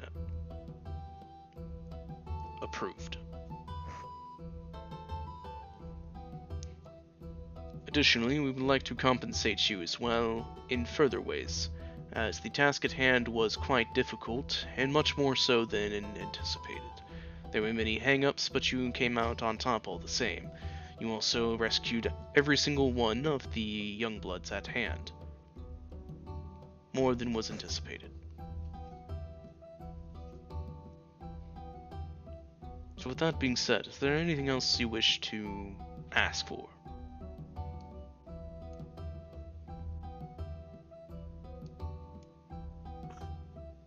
Is there anything we need? Up to the party. Yeah, that's basically I'm asking the party. It's not anything we need. Yeah, I think we covered everything pretty much. Could we get a little bit of that healing water? Perhaps. Didn't we get some already? Eleanor has a single drop, but you know. Yeah. Gildos has been Oh, I thought they wanting a gave little more. for himself. No, they gave her 1 drop in a special vial, essentially. Okay. Mostly because I want to try something. Yeah, it's fine. Yeah. Delon will, I guess, looking around, he'll ask very carefully. If it's within the means to do so, I think perhaps we would perhaps maybe be interested in receiving more of your healing water, if at all possible. What do you say, dear? I believe that giving them a little bit of more of the healing water would be appropriate. After all, they did save children of the moon and the forest.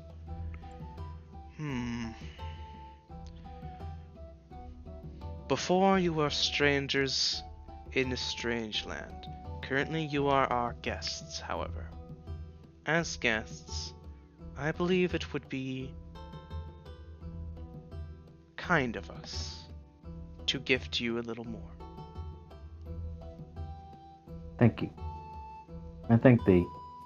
And for this trade agreement, perhaps we can receive this in writing and no one to seconds. I will allow Lady Eleanor to approve of these. She's the main expert in this to draft up a treaty of sorts.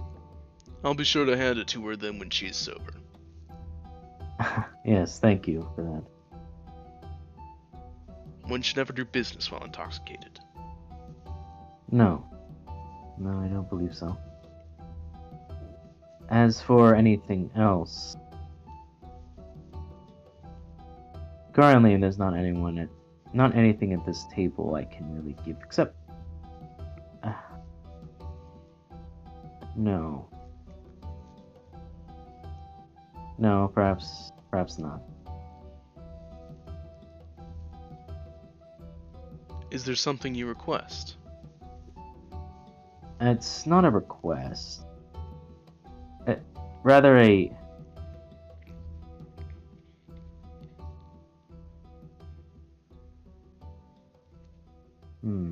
how do I put it? I would like it if perhaps... I think this place is... You asked me once what my opinion of this place was. And I gave you my response. Perhaps not much has changed on that opinion, but I think this place has quite the potential. Your people have their quirks about them, but you do have a strength of your own. I suppose what I'm asking is if it would be alright of me to formally mention this place. Mention of your home, places. Allow those with the sigil to visit. It would seem quite troublesome for them to arrive to a place where they wouldn't be able to find. After all, we were only fortunate enough to arrive here thanks to a blood huntress allowing us to come here. Patriarch, I highly advise against this. Revealing the location of our village would therefore put our own way of life in jeopardy, as well as giving some sort of manner of permission to ones to enter would also jeopardize the safety and structure of the village. There's no saying that the method of access the sigil to be had could not be easily replicated by some magician of outside means. Your counsel has been heard.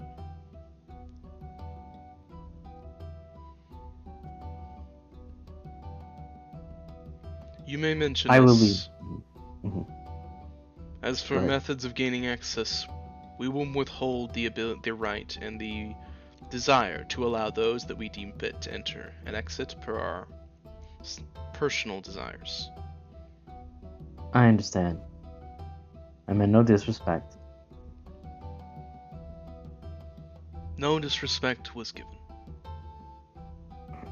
Your desire to learn and to share with those who would be ignorant, so they may be less ignorant, is noteworthy. You know, you did say I was quite a troublesome individual, did you not? Very troublesome. Yes, well, with that, I think I'll take my leave. If I do think of anything else before we leave, I will let you know. Excellent. I saw your man is a craftsman. I Yes. don't feel like a contract or simply the ability to mention our village entirely is worthwhile payment. So I will make sure that when you leave, there will be some boxes to be given to you. Thank thee. You are welcome.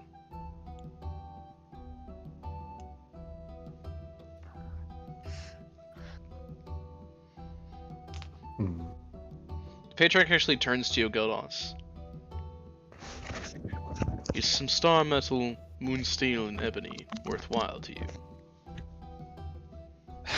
Of course it is. Throw in some ivory. I mean, ivory can get in the land of monsters a bit. Mammoth ivory, man. Look at that.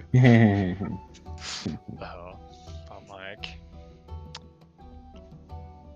see, that sort of thing is also a little souvenir from your village as well.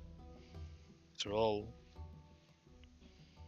I got mithril from your cousins, so I'd be honored to get a little bit of star and moon metal from you. Excellent. I'll make sure the craftsman make sure to give it to you before you all leave. With that, Out of game, is Eleanor getting the stuff that she was promised from Lady Aramu? yes, actually, she will be. I didn't know if I wanted to bring that in game or not. Come on, Aramu's not heartless.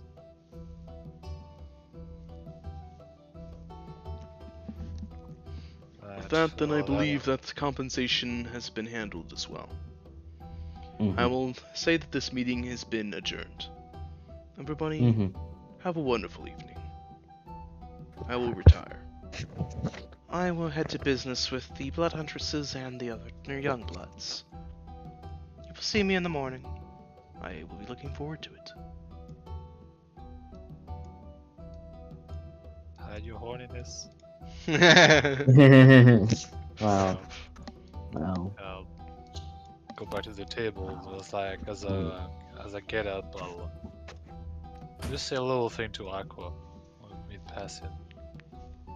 I'll say, you know, if you want to be a good spy master, now would be a good time to start remembering people's name. Yeah, that's why I wanted to ask. Need to know stuff.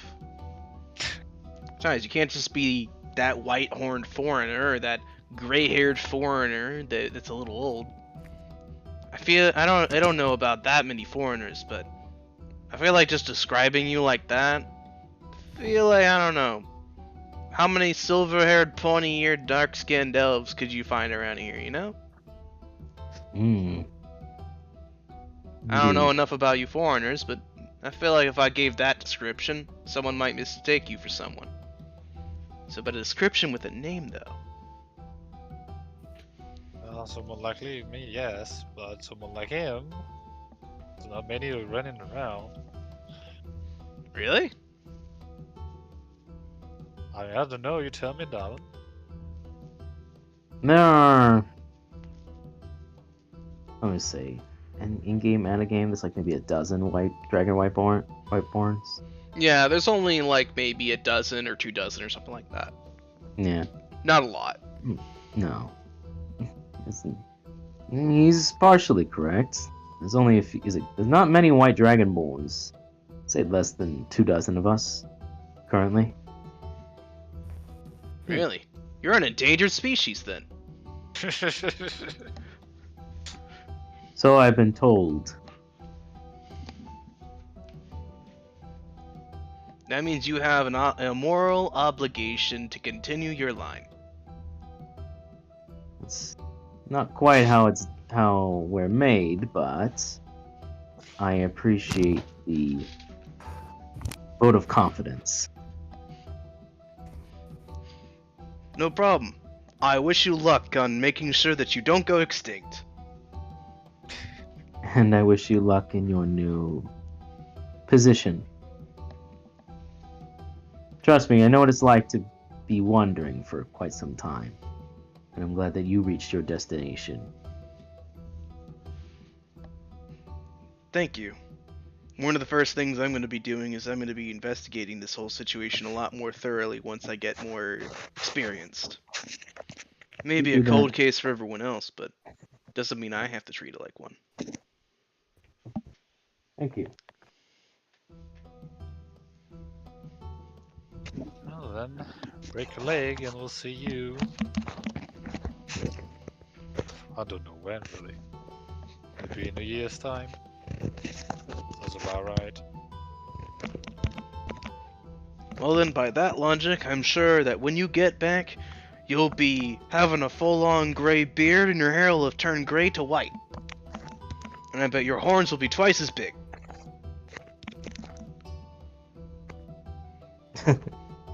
Maybe you'll you. even be a whole foot taller. Oh, Maybe goodness. you have a beard. Hopefully. Don't mention the. He's like, don't you mention the beards, Gildas. You know I can't grow them in this form now. Oh, come on. Haken has one. Sort of. Sort of.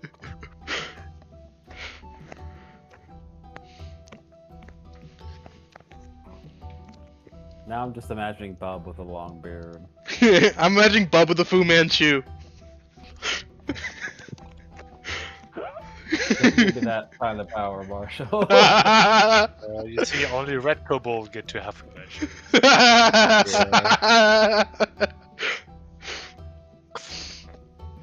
Blue kobold, the green kobolds get goatees. Blue kobolds get like a big poofy mustache.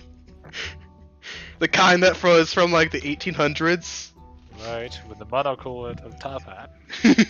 No, not a monocle, but like a freaking a fucking like like a full man swimwear, and he's got his arms very ready to box you down. That's the blue kobold. What do white kobold get? White kobolds get a soul patch. Like a mutton chops.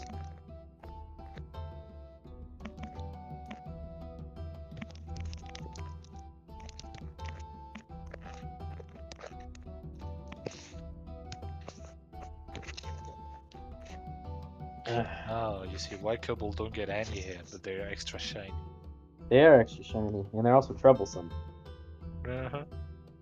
I am going to go to the seer, and I'm going to get us some drinks. Cause hey, we got a trading. We're gonna celebrate. Let's celebrate a bit. I think that's worth doing. Having some fun role playing.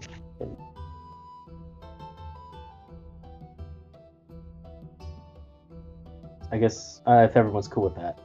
Okay. Oh, yeah. Go ahead. Sounds good. So you head over to the So- seer. Mhm. As you approach him, Okay. he gives you a nod.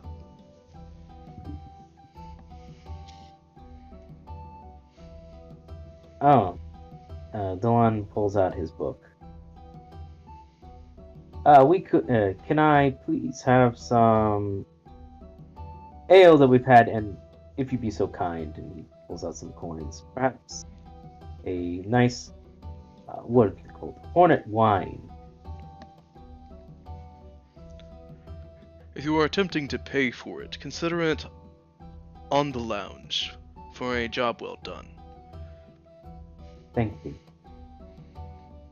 You operated in may- a similar fashion to the Blood Huntresses. Having access to a Blood Huntress tab for this night for your celebration seems merely appropriate.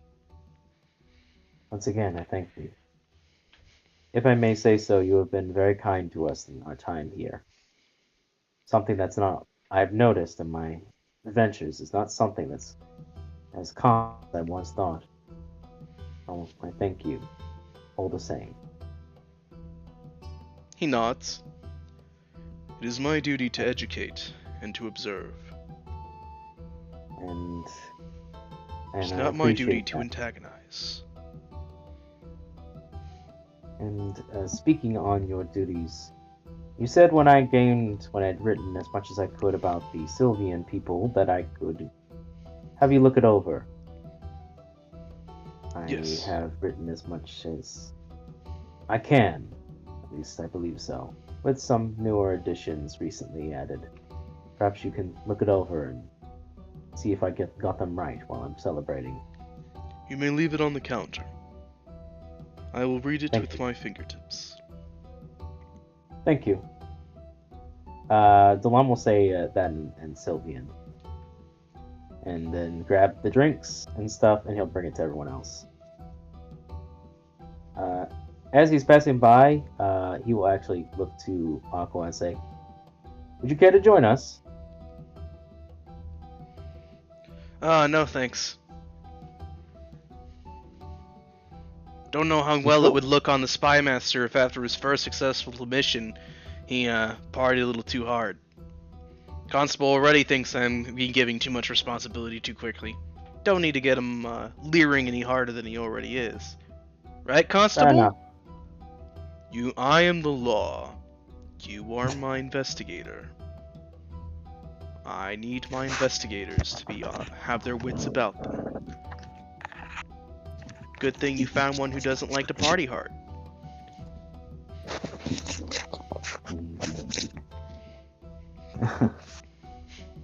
Well, then I leave you to it. Have fun, And though. thank you. No, I guess I'll bring the drinks. There you go. Here, everybody. All Drinks right. and a nice hornet wine, or honeyed wine, whatever it is. So as you return with the drinks, Yorm grabs one and immediately raises it up. Alright, now we're talking. Eleanor finishes drinking some sort of potion that she has, touches her head a Mhm. little bit. Much better. Drank a little too much. Yes, honestly, I felt the need to drink a little more in celebration, and I did not know that we were going to be celebrating properly. Perhaps my time with the Blood Huntresses had a little more impact than I thought. Perhaps. Didn't you say something about never wanting to party with your college students? You are not my college students. You are my traveling merchant company. You are my friends. It is different. And speaking of traveling companions and merchants, to a successful trade agreement. Ray. And to the next one as well. Aye. Point. I can cheer to that. Eleanor raises hers up for Clang as well.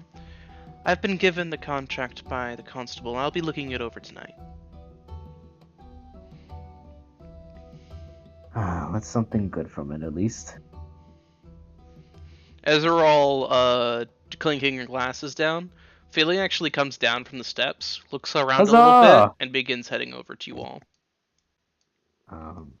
Delon immediately puts his mug down as soon as he sees her. Your ladyship, are you alright? How are you feeling? She looks over you all for a moment and nods. I am feeling odd, but not bad. As she's You had standing there, you swear you see her chest rising and falling as she speaks to you. You breathing now? It would seem so.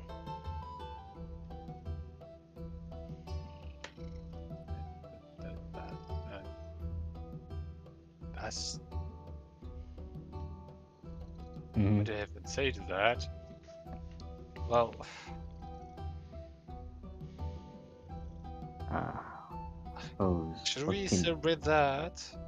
I Mhm. mean, no, I think we should. Yeah.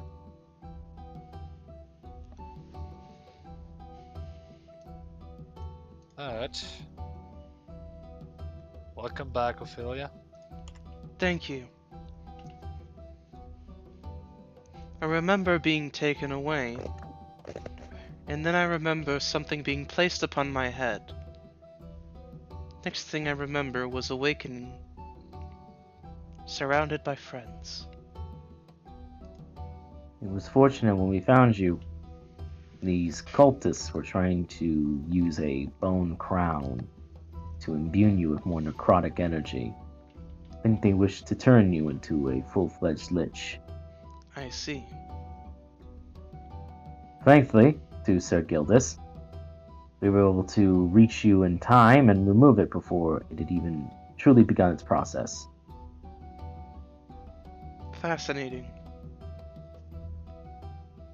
Perhaps this is the very reason why I found myself hovering when I awoke. Hovering? I do not enjoy it, though. Yes, Yes. allow me. She actually rises from the chair, and you see as she hovers about 10 feet off the ground. Right. I seem to be able to maintain this height indefinitely. But as she then gently lowers down, and as she touches the ground, she seems more at ease. I do not enjoy it, though. I feel more comfortable when I am grounded. I can't exactly blame you, given the circumstances. Mm. After all, when I woke you yesterday, you were hovering as well. And only when you touched the ground did you fall unconscious.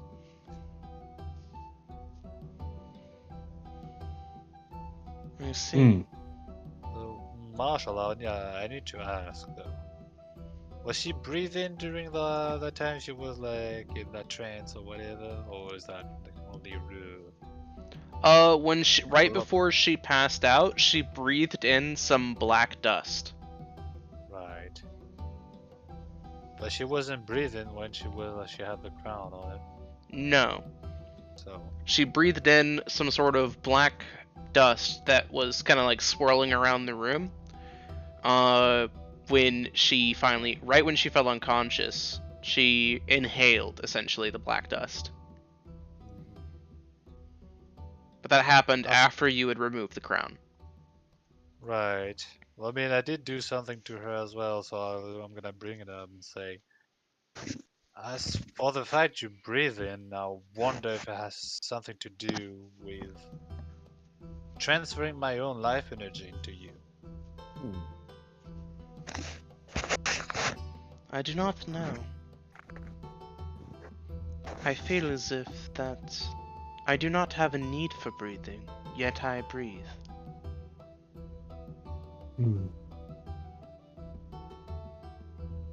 I quite enjoy the process. I am glad, your ladyship. In fact, I've been meaning to bring this up since you've recovered. I don't know which to bring this into Down Spirits. Honestly, we are celebrating it this time, both to your recovery and to our recent trade deal. It's been good for both. I do apologize, though, that you were ever in that predicament. I should have foreseen more ahead of time, and I should have known that they might use some form of trickery. I am deeply sorry that I failed you on that measure. Delana actually, does go on one knee as he does apologize. Sir Knight, please rise. He does. He'll rise. You have not failed me.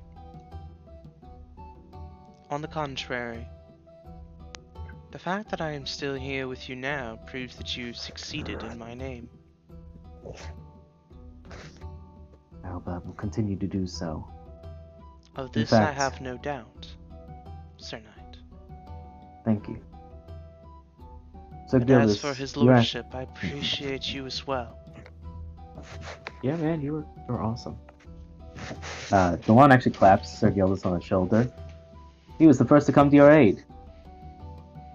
And to bring your Lady Bridget into the fight as well. You should have seen it, your ladyship. Cursing and fighting, and all of a sudden the altar melts away in a grand display of metallic and awe-inspiring beauty. To witness the divine's intervention is not one thing that many get to see. I So, have yeah. memories of witnessing divine intervention before.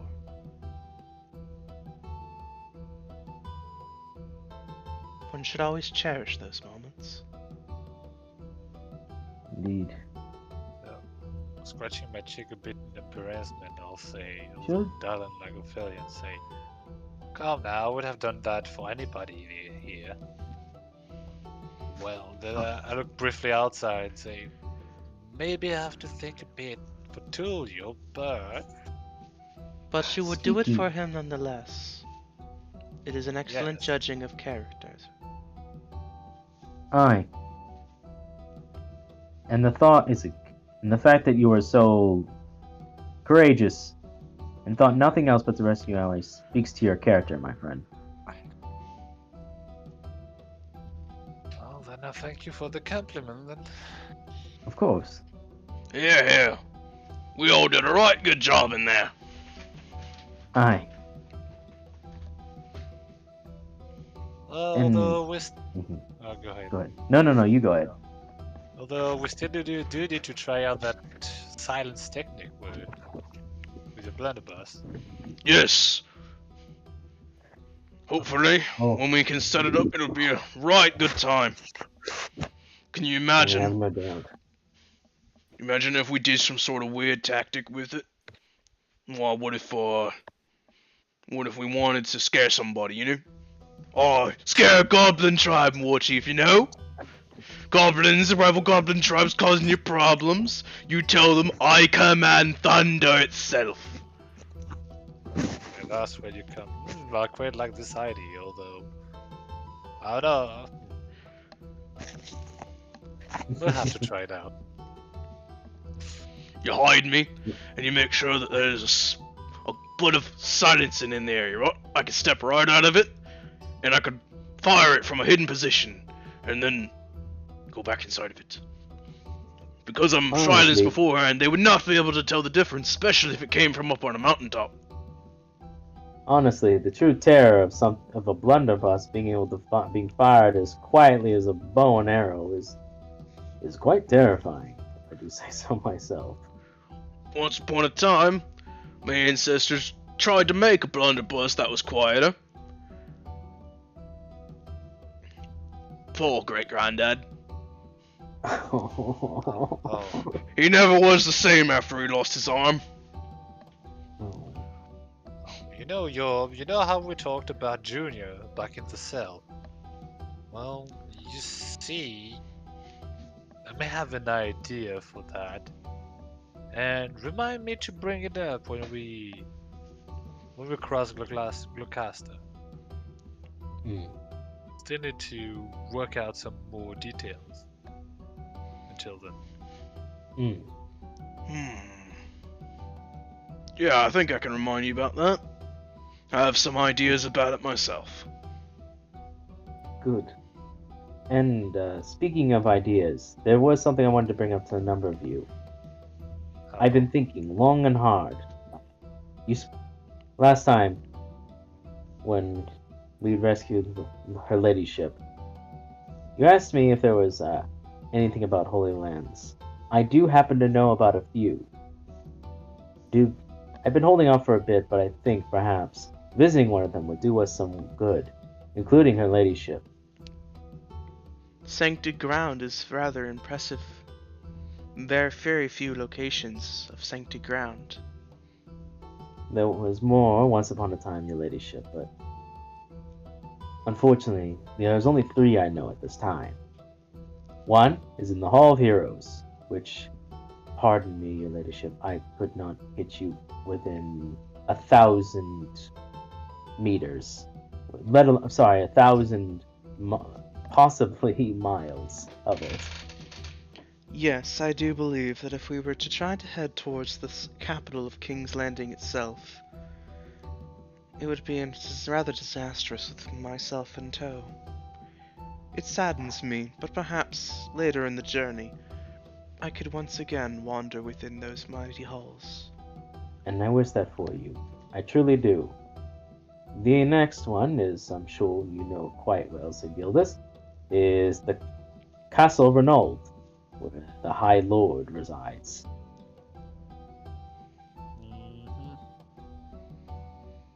Then we should Oh. simply arrange to meet with the Lord and request it, yes? Not with me in the group, no you're not.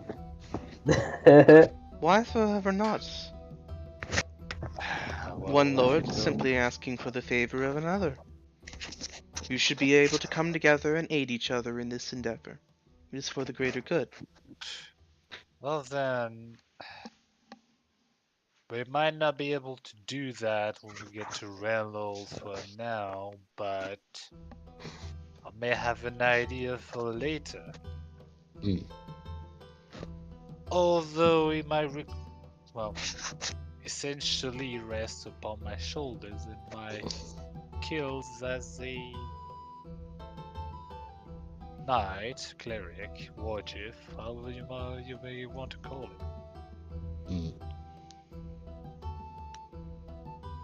There was another holy land once upon a time, holy place. It was in Gloucester proper, but as far as if I recall correctly, correct me if I'm wrong, Lord Mountainborn, but it was there for a time, but then a number of liches did some foul trickery to turn the land against it.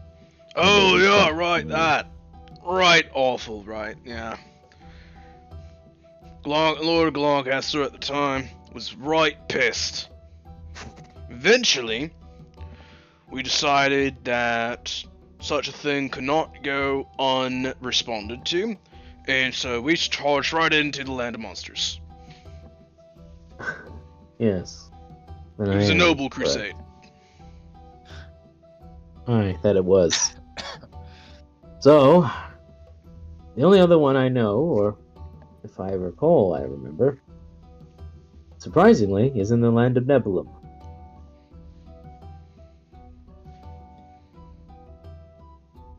Surprisingly. Why is that a surprise?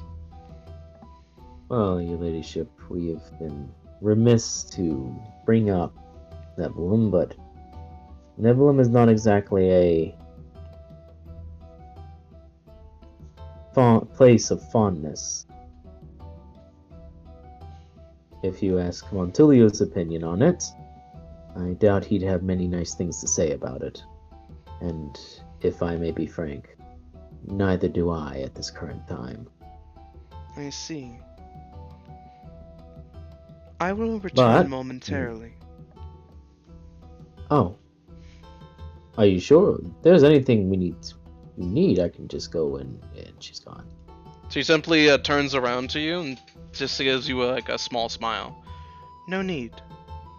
There is a member of our group who is currently not with us.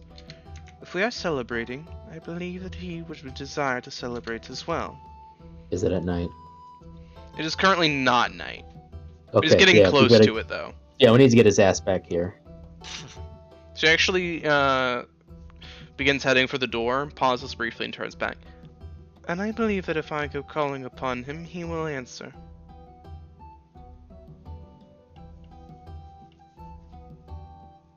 I will return shortly. Please do. She goes out the door. She's only gone for about 10 minutes, and she does actually, the door reopens. Tulio walking in first, then he actually holds the door for her, and she walks in afterwards. What's this about, a party? Come. Yes, we were drinking. Excellent. Now you're speaking my language, Chief. We were Julie actually celebrating a reaches great over and festival. immediately grabs a flask of the Hornet Honey Ale. This is good stuff right here. Yes, I was told of such. Quite strong, too. Very strong, but very hard to come by. Mm. Leaves a certain fire in your blood. It's almost like being poisoned, but it's the good kind. Amen to that! Oh, poor Bjorn.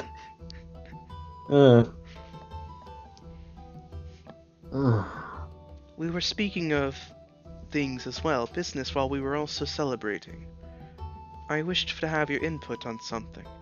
They mentioned hallowed ground, ground that was sanctified. Delon mentioned that there was sancted land within the realm of Nebulum.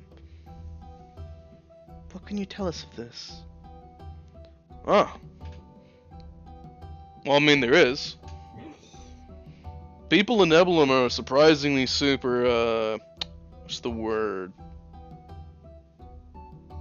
Believers? Religious? Yeah, that's the word, religious. I was gonna call them something else. Don't you dare, heretic. But you know, they're surprisingly religious. Even still to this day. Just not in the city. City, they all... You know the types who go around telling you that, oh, I have the moral high ground, and oh, I'm going around, I have a crossroad, and blah, blah, blah. But you know that they're just living with the worst possible way, you know? They sit quite literally on a throne of lies. Yeah, that's the city. How awful. They need to be educated properly on the right ways to worship. If they continue to act within that way, the gods will not look kindly upon them. That's sweet. Well, clearly the gods wanted to do something. The Tuya wouldn't be with us anymore, I think, at this point. Let's see about that. Golden opportunities, Fontulia, remember. Golden opportunities. Yes, yes. But you said there was a Holy Land. There is one. But it's not in the city, so you don't gotta worry about that. Excellent. I would like to avoid that at all possible. It's actually a temple. Though honestly, if you want my advice, Chief, if you're looking for riches within it, like some sort of artifacts or holy goblets or curtains or silks, don't bother. It's been picked clean by now. I'm not interested in raiding a holy place. I would be interested in going for the sanctity of it, for the purifying effects of it. Some common thief. Alright, Chief. Sorry about that. Just saying. Wanted you to know that up front. There's no money in it. If you're looking for the spiritualness of it, though, I'm pretty sure some farmers still go over there every once in a while, pray for a good harvest or a good fishing trip. Then there are still believers who do what they should. Yeah. Wouldn't be sure if they have an actual priest. It's kind of it's a surprisingly derelict temple, but not in the way that you would expect. How do you mean? Well, it's run down, but it's not actually not taken care of. It's just not grand. You would pass by it and you'd think it's just some old hut. With maybe like a small hut, thatched walls, maybe a hole in the ceiling, but, you know, it's got some stained glass windows. It's honestly just sitting on a hill. You speak of this place with rather large details. Have you been there before? Yeah, I grew up there. Delon is like mid-sip. Come now. Come again. Yeah, I grew up in that hole. I would appreciate it if you did not refer to it as a hole. Sorry. Yeah, I believe they turned it into an orphanage. You believe? They did turn it into an orphanage.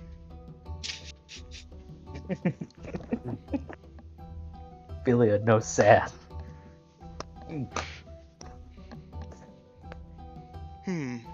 Sancted land that is also serving as an orphanage. That feels proper. Unfortunate, though, that there are many who must follow such a path. Aye. Don't be sad about it. Pretty common thing in Nebulum. You piss off the wrong person, you say the wrong thing, you hear the wrong thing, you just get bumped off. Lots of kids. Though some people, they get a child they don't want, they leave it at the orphanage.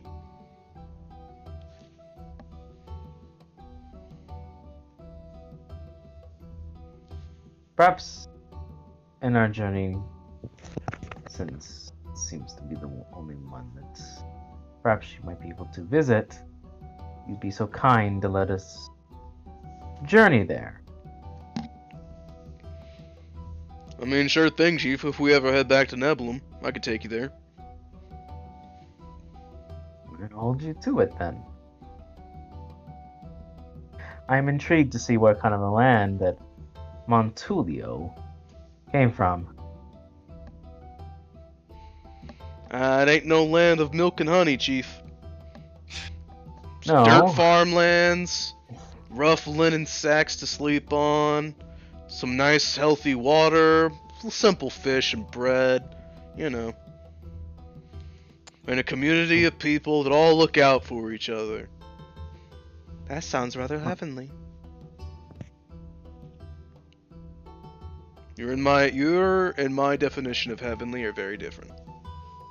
It's a simple life. Doesn't make it bad. And I agree with the ladyship. It does sound quite nice. I think our friend is just a bit too jaded. Perhaps. Or perhaps he just needs more ale in his belly. Nah, Chief, do you really want me to go seducing the blood huntresses? If you seduce the You're blood welcome to huntresses, good luck, sir. You would not end well. Slip in a good word for me, will it? Sir Gildas. Ah, calm down. I mean, we're of a fragile alliance at this point. Don't do anything foolish, Montulio. That was mostly in jest, Chief. They're too stabby for my liking. And I was just Indeed. going along with it. Wink. But what was the subject of what's past? We haven't really talked about any of us. It's past, you know. I mean, we all have those family names that mean something, but you, for example, Dallin, you talk about your uncle, your sister, and all that, but never your family as a whole. So I've been wondering, what's their thing, you know? What made your family what it is now? Oh, you're asking what made the Gillimays? Mm-hmm. It must have been a grand task for you to have been given a lordship. I bet you that it was quite the noble endeavor.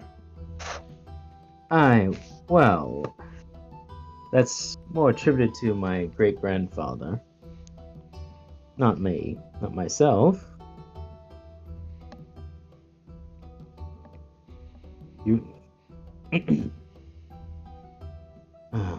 Delon sits back thinking it, mulling a bit on his drink.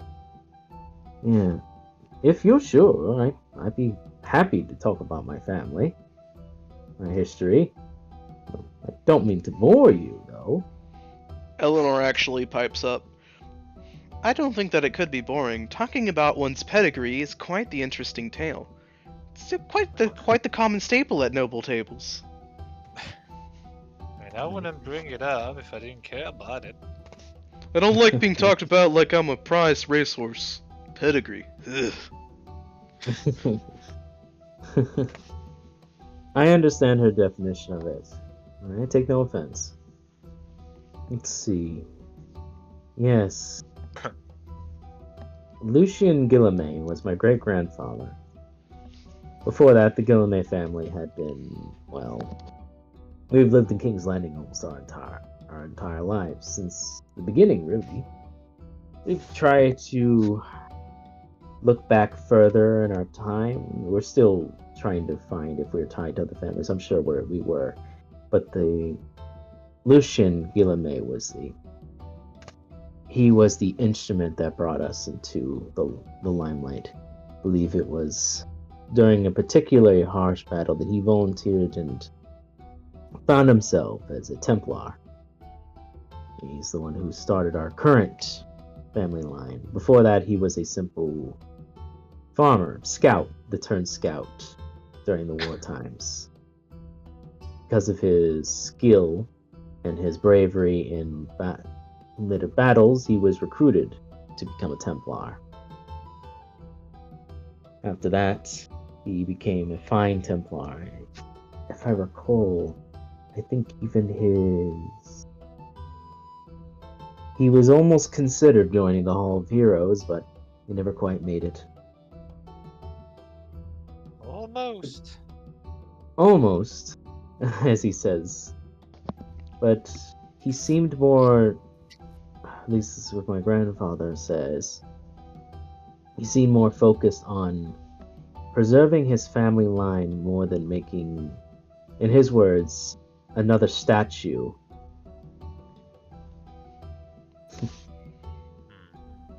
That's why. Don't worry about it, Chief. I've heard this, okay? If you go on long enough, if you did something grand enough in your time, some people may start spinning tales about it, remember it so fondly, you may get a statue anyways. Indeed. Don't insult. The Hall of Heroes is a place for all sorts. For men and women who are recognized for their most astute and incredible feats. Shouldn't just be given just because you've been dead long enough. No, sir. I wasn't saying that, Chief. I was just saying that some deeds that are throughout history age better than others. Some are lost to time, some just get forgotten, as they should be. And others are remembered. Others remembered so fondly they get told as little folk tales handed down. Fair enough. I see your point now. Let's see. My great-grandfather. He was the one who started our family line, got it recognized. And for his deeds in battle, he was given a plot of land, though he hardly used it at the time. But he did marry, and my grandfather. If I remember, my great-aunt, Isabel, also helped during the war, but she joined the Coven of Clerics in King's Landing to help during the less fortunate. She remained a healer for the people of King's Landing even long after. She spent most of her time volunteering and helping the needy and churches of King's Landing, and even her name is still well respected even now. I see. Such things make sense. You come from two noble souls. I suppose so. Yeah, Chief, I'd say that's pretty telling. Thank you. Well, then, my grandfather was the firstborn son to Lucian. He was a hardy man, carried himself, and he was strong, capable, was an excellent fighter, and he fought during the last Great Dragon War. Fought it very well until he received an injury near its completion. Serious one. He had to use a cane for the rest of it. But he made sure that he made sure that his cane could be used as a weapon. He never wanted to be defenseless. So he made sure there was a heavy pommel at the end of it. I can respect that. Yes, he's still quite the feisty old soul, if I do say so myself. But he was very instrumental in taking our land and putting it into the position that it was. His brother, as I've mentioned, Uncle Bernard, was second son to Lucian, but he always had a more interest on nature, interests in lands and people, and supposedly, though I've never been here formally, he lives somewhere in the Savage Lands. I see. I mean, it is the one place in all of Kane where you will find the most nature. So. You have to understand, my great uncle Bernard was quite angry with the king of King's Landing when they put up the wall across to separate the Savage Lands. He fought vehemently against it. He was actually one of the more notable individuals who did so in a minor lordship. I must agree. Erecting a wall to keep certain individuals out of the most wonderful land in existence, the most blessed, feels foolish. They should know. All should be able to understand and appreciate it. As far as I'm aware, is Lady. I think it's Eleanor speaking, right? No, that's Or- Ophelia. Ophelia, your ladyship. All due respect, your ladyship. The king seemed to be very resistant towards it, but did so because of the timing. There was a war going on at that point. The situation wasn't as good as it should be, and he meant it as a temporary resolution. But my great uncle felt anytime something of that magnitude is made temporary, it certain oftenly is not. Unfortunately, he was right, and there were a lot of elves and the like who were separated in the wall but lost. One of them ended up was brought in by my great uncle, and is still working with us to this day. I see. So many souls cut off from the way that they should be living. It is unfortunate. I will not deny that. But, and In the king's defense, the mhm. queen was the one to bring up the idea of the wall. Aye, she did. And, Yeah, wasn't the queen Rinaldian or something? She was. She was. Came from an incredible family. She was a fighting cleric as well. Strong in her class, noble in spirit. I see. Is it common in Reynold to erect walls? Well,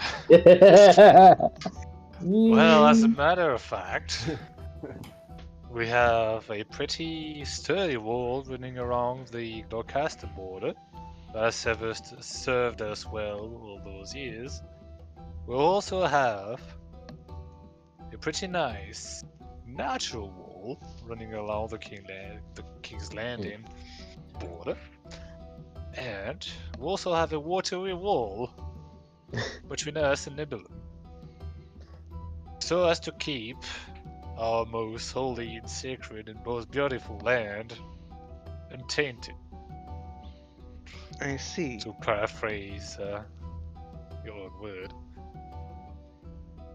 Unfortunately, I believe you have been given your answer, your ladyship. It is most Let's see. unfortunate that the residents within Reynold are so cowardly as to need to erect walls to defend themselves. I mean, they can breach it, but then they're surrounded. We're just waiting for somebody who can actually put up a damn fight. It's not correct. This is being our time till we meet the proper foe. I feel as if biding one's this time while throwing insults from behind your wall is quite cowardly. I mean, it's not like we haven't been doing anything outside those walls, you know. And I look to not jokingly, but you know. Yeah, they do a little more than just fling insults from behind the wall, your ladyship. If anything, their army is actually one of the most powerful and numerous in the country. The wall is there, I would argue, personally anyways, the wall is there for everyone else's sake. Right. You mean to say that the wall has, while originally erected to keep others out, is now being more used as a deterrent against others? Yes, actually. Would be more accurate, yes. It's a rather unspoken thing that, well, if Reynolds wanted to send their armies across the entire continent, it wouldn't be hard for them to do so. Think of it as a cave with a hibernating bear inside of it. Ah, yes. Sure. You know it's there, as the wall. You know what's inside. Now the question is, do you want to poke what's inside? If you're a traveling entertainment industry, you always bring the bear that you poke for the audience. And then you make it dance. Preferably with a tutu. People pay a lot of gold for that. That sounds ridiculous. Eleanor actually smiles. That sounds lovely. A dancing bear with a tutu sounds remarkable. Ah, in any case, my uncle currently lives in Samarkand. I haven't seen him in a bit. Although I'm sure he's gallivanting somewhere with his with his nymph, I'm sure. A nymph. Yes, we joke about it. He married a what he called his forest nymph, something that apparently she takes quite pride in. Apparently, although I've never met her formally, uh, my uncle seems to be head over heels for her. I see. If she's a wood elf, that would make sense why she takes being compared to a nymph quite proudly. Nymphs are considered to be the most beautiful, radiant, natural temptresses of the woods. If she's a wood elf, being compared to a nymph would be like, I suppose, comparing a beautiful woman to one of the most beautiful flowers you could think of. I see. But aside from my uncle, of course, my father, Ambrose, who is the man who has established ourselves as lordom. He has a nickname in our current lordom. He's been nicknamed the Sentinel. He's, as I've been told by others, incredibly intelligent. Just personally, I've seen him do he was incredibly ingenious, adaptable. He helped expand our family's already good reputation. They made alliances in Gloucester nobility, which is where my uncle Dirk comes from that friendship. Dirk's a good lad. Good man. Yes, Sir Kekart. Always kind and always bringing gifts. I remember his visits always fondly. Dirk's the kind of dwarf that'll show up at your doorstep, unannounced, unplanned, as a dwarf should in my eyes. But he always brings gifts, because he knows he's intruding, so he brings some gifts. You see him, and you're happy to see him, pleasantly surprised, because who's gonna deny a dwarven visitor coming over for a good time? So you welcome him, and he makes himself at home. You toss him a beer. He may ask you if you want some meat. You look at him, and you go, "What? You want meat? I was gonna bring you meat. You can't care. It's my job as the host to give you meat." And he just shakes his head. "Nah, I brought this straight over from Gloucester. Cured it myself." And then you both take into the meat. You have some beer.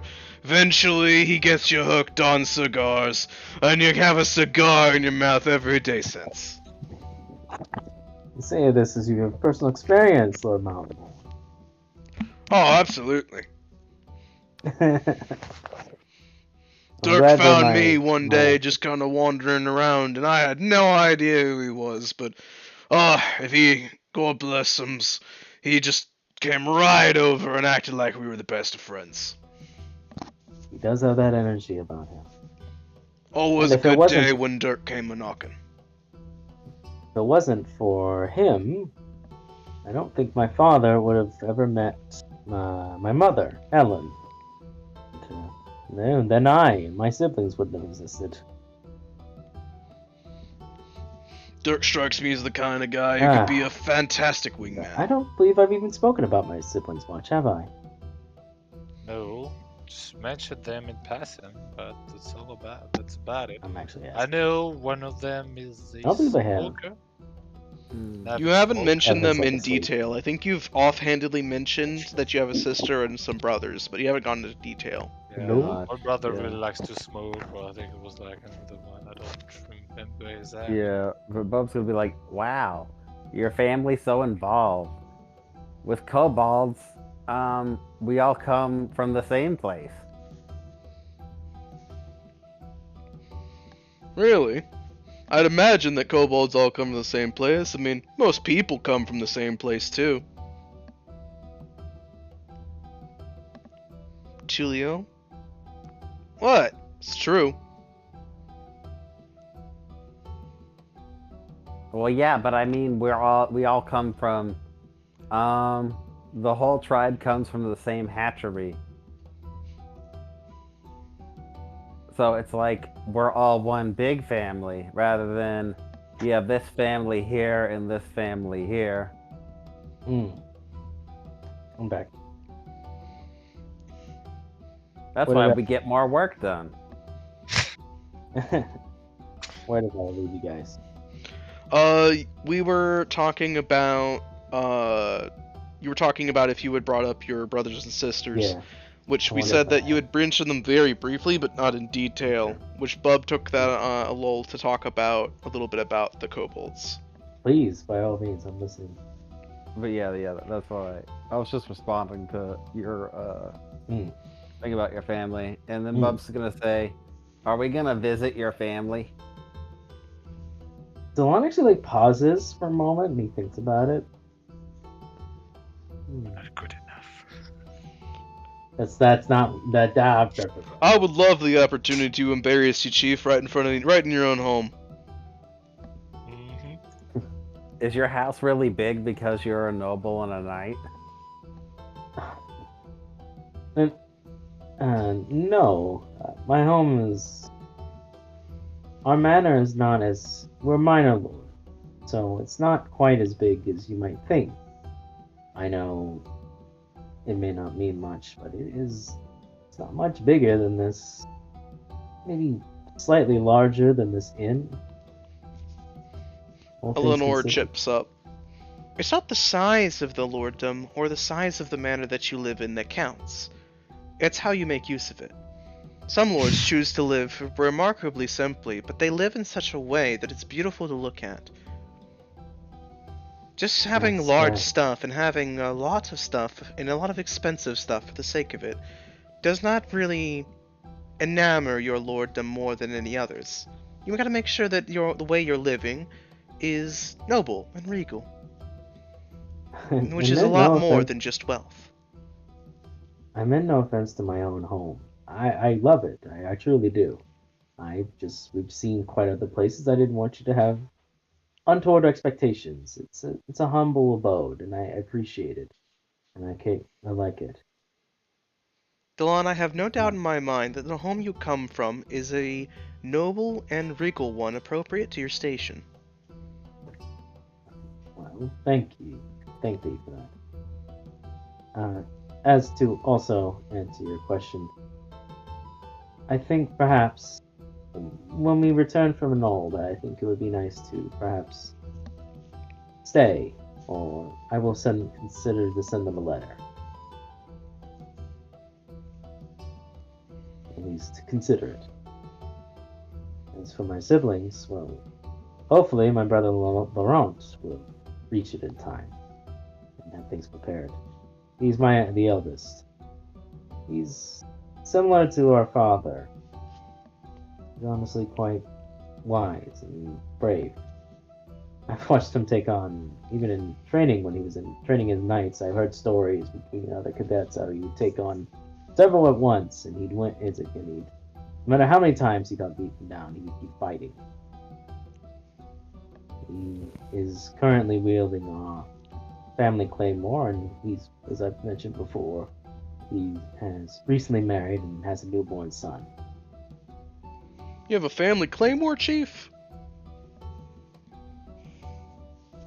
Delon's eyes dart to Tulio. Yes, we do. What kind of claymore? Who made it? It was requestedly made forged by my great grandfather after some time as a Templar. When peace had finally reigned against the battles in which he was fighting, he asked that a claymore be made for his family's stead, and he asked for parts of it to be utilized to make it. He wielded it for the rest of his days until he passed it down to his son, my grandfather, who used it in the Dragon Wars, who then passed it to my father, who used it for a ceremony, but not much else, and now my brother. Nice. That's a blade with a lot of history. Just make sure it gets stayed in good hands. Keep it in good condition. I will. Currently, it resides in the manor this time, under lock and key. Chief, please. Where would you think I could even fence a blade like that?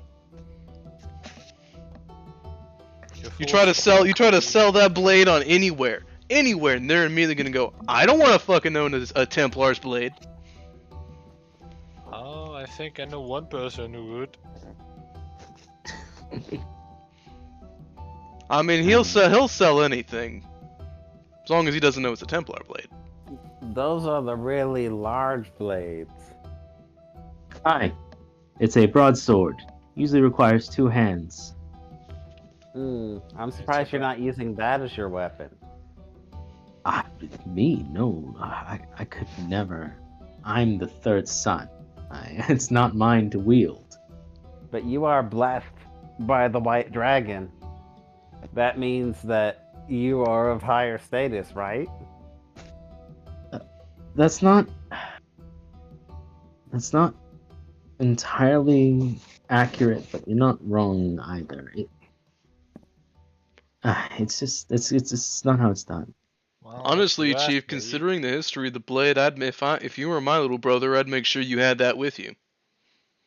Right, I was about to say, it's not really about the position, and more about who can make best use of it. Obviously, in 5th edition, sword and board is better, but still. Not with great weapon fighting. That's a pretty darn good feat, yeah. Certainly makes it better. In any case, that's my brother. He's a very kind man, very understandable. Even as we were children, he seemed to always understood what I said and how I meant to say things before I even did it. He has this uncanny ability to just get a read on someone the moment he sees them. It's really helped him in the long run. That explains a lot, Chief. How so? Just saying you're used to people like me. Yeah, I have. Except without all the additional qualities you bring to the table, Montulio. What can I say? I'm one of a kind. Honestly, you remind me more of my other elder brother, Julian. Musically inclined, as well as magically. He's writes music, plays many different instruments, and he considers himself a philanthropist and patron of the arts.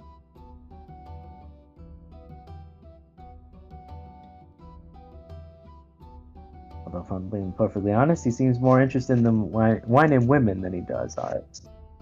Go on, so he's taking a tip. Unsurprisingly, many second sons have not as much obligations or duties. They're usually allowed to get away with a little more. As long as it doesn't become too much of a problem, they're usually chastised with a slap on the wrist. They don't have as much responsibility as the first, though if the first were to ever fall or become disposed, the second would immediately assume all responsibility, and then their days of partying and vagabonding are over.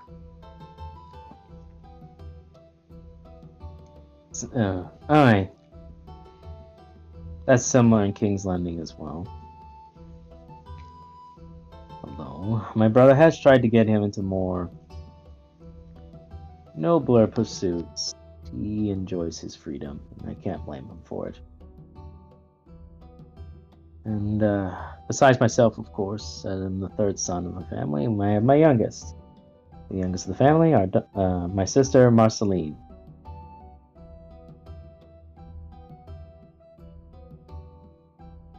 She's the one who is adamant about maintaining our home, gardens, and manor land, so to speak. Good honor for that. Somebody needs to do it, and who's better than the daughter of the group? Yes, I agree. A woman should make sure that the estate is well taken care of. Wasn't so much of a decision on her part, as she made it very adamant early on that she wanted to have all duties when it came to that. Even more respect, then. No, I look to Darren and Eleanor and Mhm. say, you should compare garden when you have the opportunity. Ooh, compare gardens? Oh, that sounds... Oh, now I'm looking forward to seeing her. I'm sure Marceline would quite enjoy it. She doesn't get many to speak on gardening or less routine, from what I'm told. Though she does keep sending me, in the letters that my family sends, she does keep sending me fashion and garden materials as if I have some use.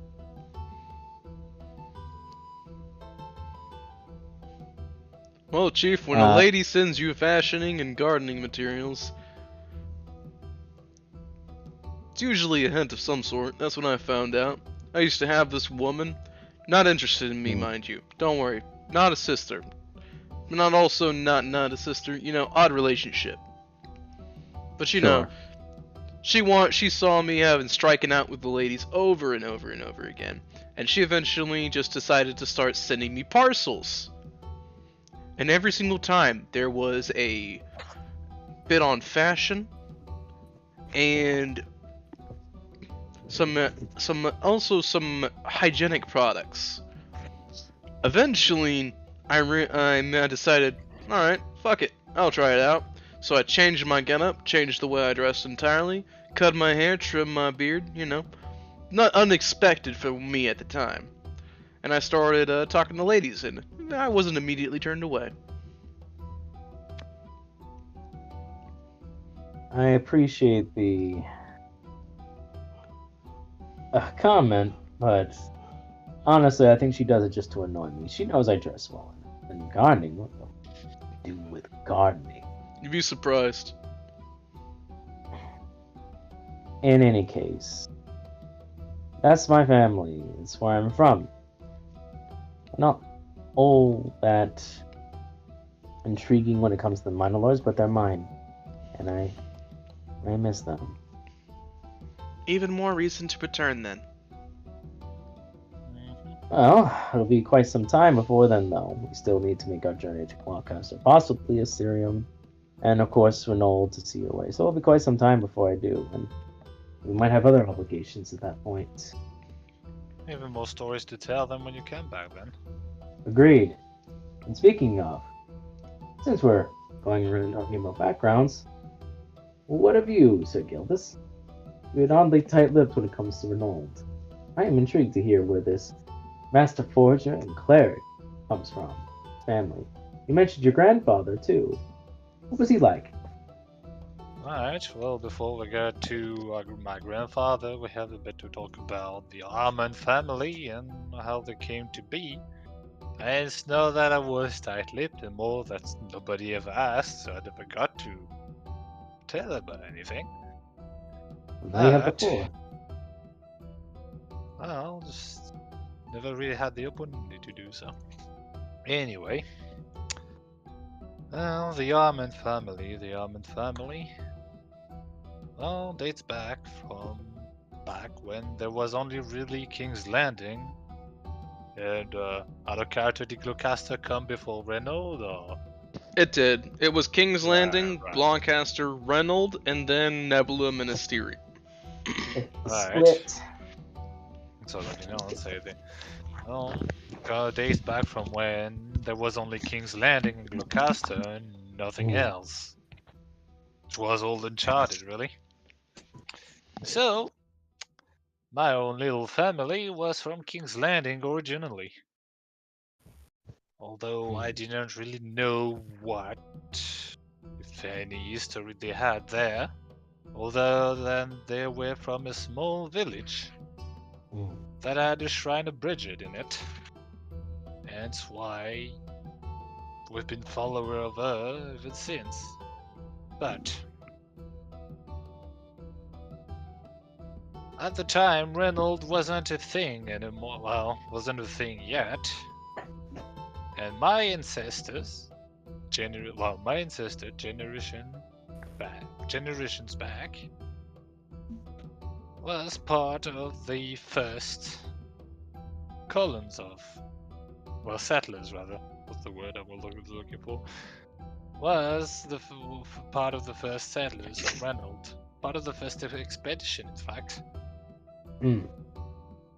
And if you were to look through records of it, you would see the name of Midas Armand cropping up, quartermaster of the King's Landing Army at the time.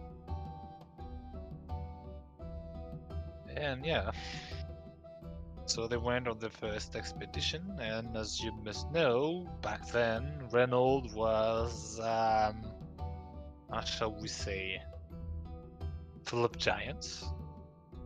I mean, giants, Goliath. I think giants were on their way out, and Goliaths were there to replace them, but, you know, still full of dangers, essentially. Thankfully, him and his expedition managed to befriend one of the tribe and start, you know, the exploration and find a way to settle the lands. Of course, they had to pass through the very same mountains I mentioned earlier. And as they passed through, my ancestor Midas found an iron vein. And, you know, seeing as they were there to colonize the land, he thought that perhaps he could use this iron vein for his own benefit. Thus, passed around, and was essentially given the go-ahead to, well, build a house and do something. If anything, could serve as an outpost for the future settlers that would come after him. So, well, I started building, and soon enough, the first house in Reynold was built. Well, rather raised. Wasn't much at first. Was maybe, I don't know, 2 rooms and maybe an outer bathroom. That was about it, really. Now, hold on, I have to remember my memory notes.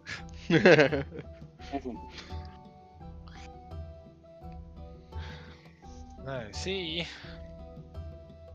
Working in iron vein when you're only used to being supplied with iron is quite the hardest task. So he told hard, well, day after day, night after night, and before long, he managed to dam the mountains and actually dig up something out of it. Only problem is, he didn't really have the material to work it. So, I had to essentially wait for another Republic convoy and all that, send missives to King's Landing and work with the other settlers. And I think that's when he,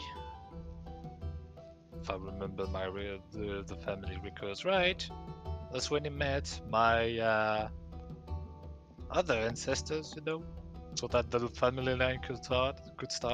I believe she was a tailor or something, part of another expedition. And yeah, the first Armand couple in Reynold, well, spawned, as was my line of ancestors. But honestly, the Armand family business didn't really start until about 500 years ago.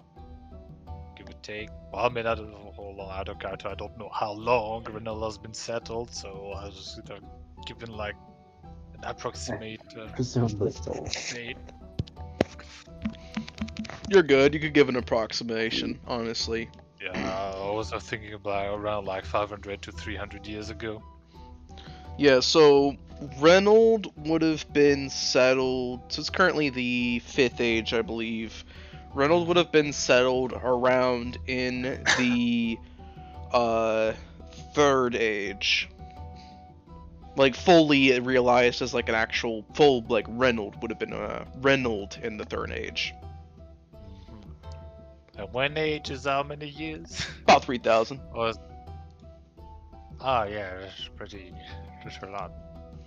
Actually. I didn't It is think, actually. Like, It's alright, it's alright. I do this basically so I can have a lot happen in a long period of time, kind of a thing. Right, so I'm like, it's like, okay, well, it's ages. Well, I mean, like, it will scroll ages, right? This was like not linear. It was like, so I have like major events like punctuating it. So like, you maybe have like an Usually an age, it transitions from one age to another at a time that like scholars realize retroactively. They're like, oh yeah, at this we officially recognize this as the next age because at this time this major event happened.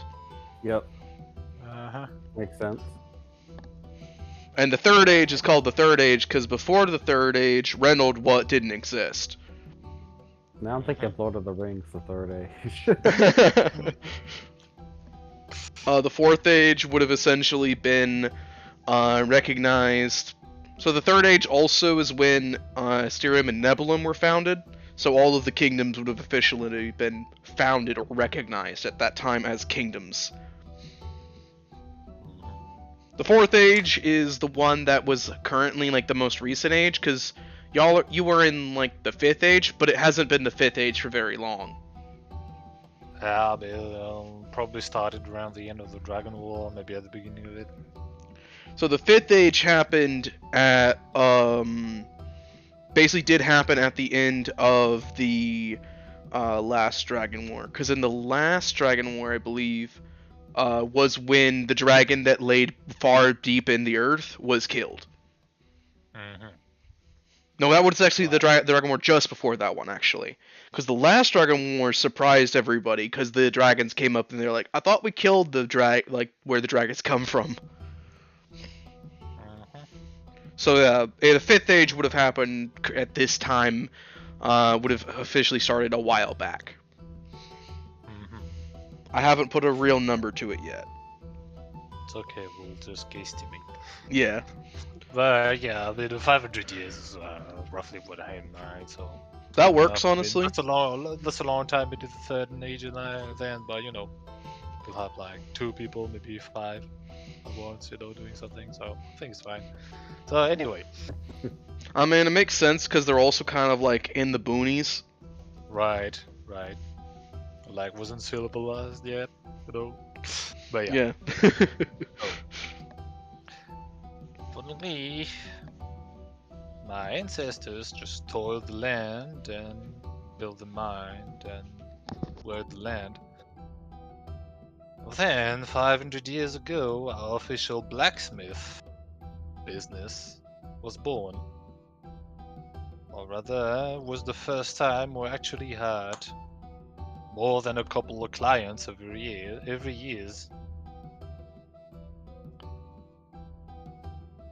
But it wasn't until a few generations ago, I think maybe 100, 150 years, maybe 200 years, I'm never really sure, because my great-great-great-grandfather left it intentionally vague for some reason. I just can't fathom why. But last time we really went, let's just say, we became an inter-kingdom business like that way, if that makes sense. Before, we only really had rental clients, but ever since then, we started selling weapons and armors and the like to people all around the Kingdom of Cain. And Maybe some of you have seen it, but sometimes you could see weapons on the pommel. One side would have a nay etched into it, while the other side would have a cross of Bridget etched into it. Or for armors, you have both of them on it, but the location of each of them would vary from one maker to another. Eleanor actually snaps her fingers at this. Ah! So that is why. Mhm.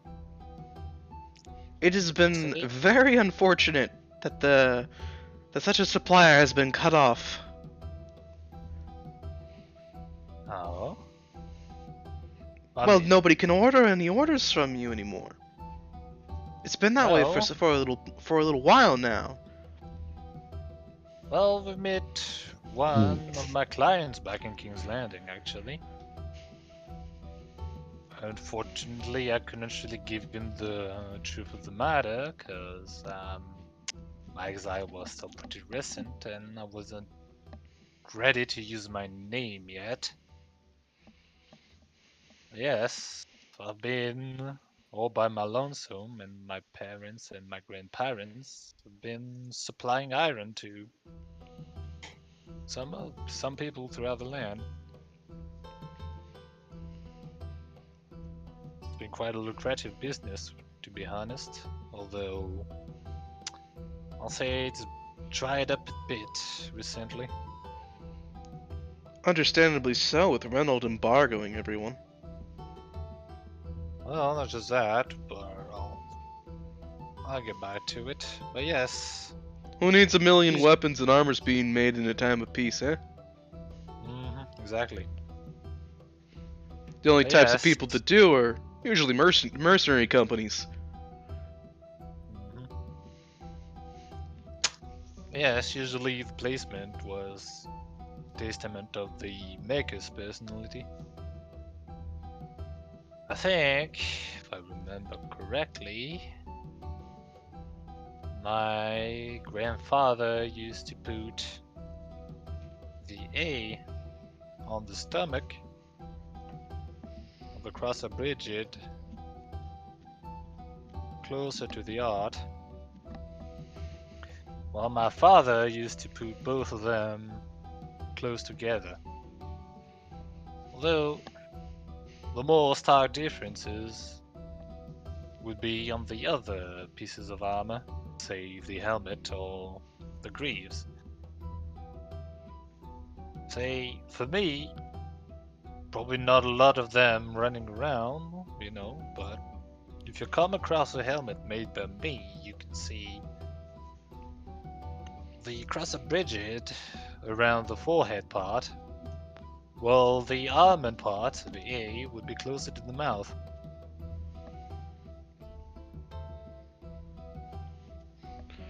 Interesting.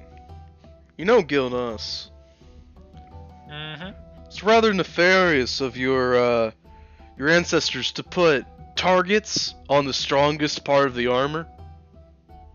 You know, a lot of archers, with their line of sight, will see that little mark and they'll assume, ah, yeah, that's a good spot to hit. And I bet you your ancestors made that spot pretty reinforced so that those marks couldn't just be nicked off all willy-nilly. A matter of fact, we're renowned for our quite enduring and sturdy armors and weapons. So, you're not wrong. Hey, it works. Although, my clientele really do like. Shit, what was the word again? I had it in mind, I completely forgot it right away. Shit. What does the word mean? Oh, hold on, I'm sure it'll go back to me. Hold on. I know those moments, trust me. Yeah, if you tell us what it means, we can. Yeah, Yeah. you know, when you really wear something, like, not wearing as in like wearing on yourself, but like wearing as in like wearing it out. Oh. Like worn out? Oh, there's an expression. Well, I completely forgot about I it. think I Shit. know the expression you mean. Ah. See? Because there's get a lot of use out of our equipment, which is similar, but I don't think that's what you're looking for. No, it's too tame. They like to break it That's in? too tame. Break it in? Maybe? No. Shit. It's not wearing. I know, it, like though. if I know when something breaks or it's been too used up, there's a term "giving up the ghost."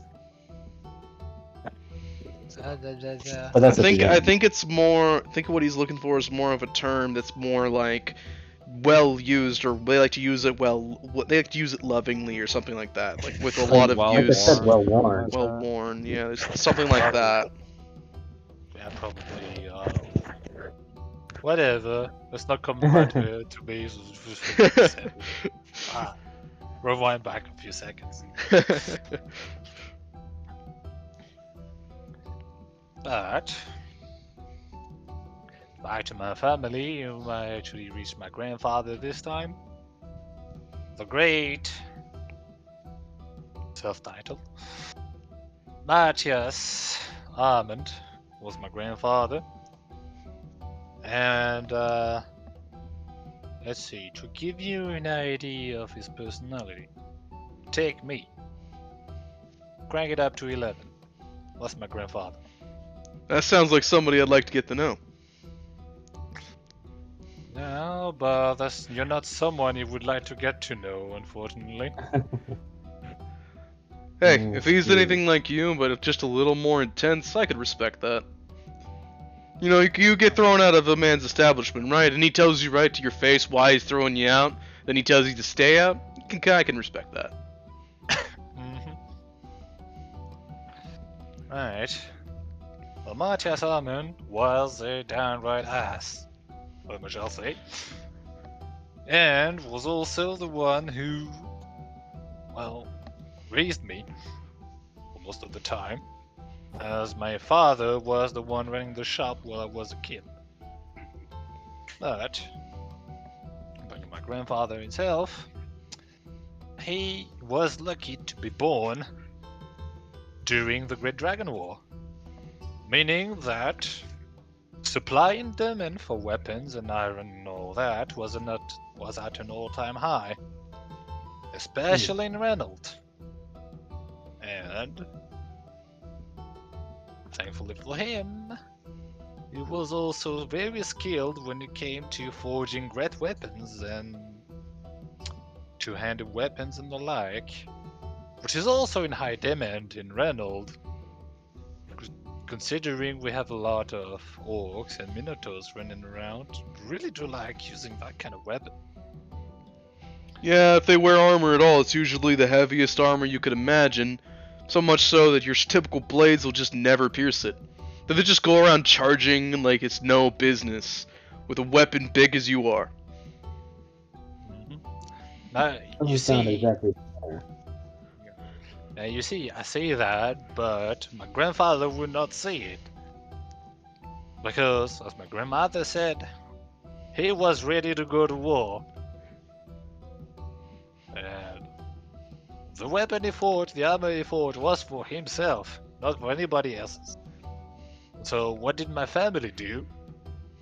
Well, I'll tell you what they did. They tied him to the post we have in the damn dining room. He left him there for 3 days to stew over his own decision. Because he wasn't going to war. Not my grandmother's watch. Not on anybody's watch.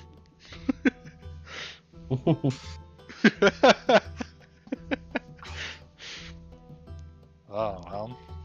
That reminds me of home right there, being tied to a post for 3 days straight to think about what you've done. Well, still according to my grandmother, he was kicking and screaming for a day and a half. I was too exhausted to kick, so he was just screaming. Well, last day he was finally thinking about what it meant. Then starvation and thirst. Are you sure that he wouldn't have gotten along with me, Gildas? I mean, you're nebulous. By principle, he wouldn't have. Yeah, but you're Rinaldi and Ars. And we get along just fine. Yeah, I mean, That hesitation. it's because we had time to do that. See, unless you're a returning customer, well, fucking customer, you only really have one night to do that. I'll be honest, the first night we were together, I had my reservations. But then again, one night you know a lot about somebody else, especially when they're hiding from the family.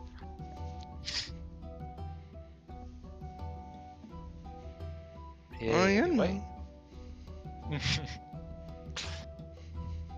Anyway, where was I? Oh, right, yes. Well, I was kicking and screaming, and then, yeah, he finally got back to his senses, and I think that night of thinking made him saw the profit, more than anything else. That a mountain of gold is more valuable than your life sometime. Especially when fighting dragons. But the Dragon War was one of our golden age, and also so. Let's see, well, hold on, I need to double check when the war ended. Actually. The last Dragon War went on for a while. Right. Yeah. 'Cause I think it was about 50 years long. Yeah, Like he 50 was to born 100. About, he was born about like 100 years ago, I'd say. Yeah, if he was So born about 100 years like ago, he people- would have definitely been around for the Dragon War. Right. So yeah, my great grandfather started, but like my grandfather wouldn't see it.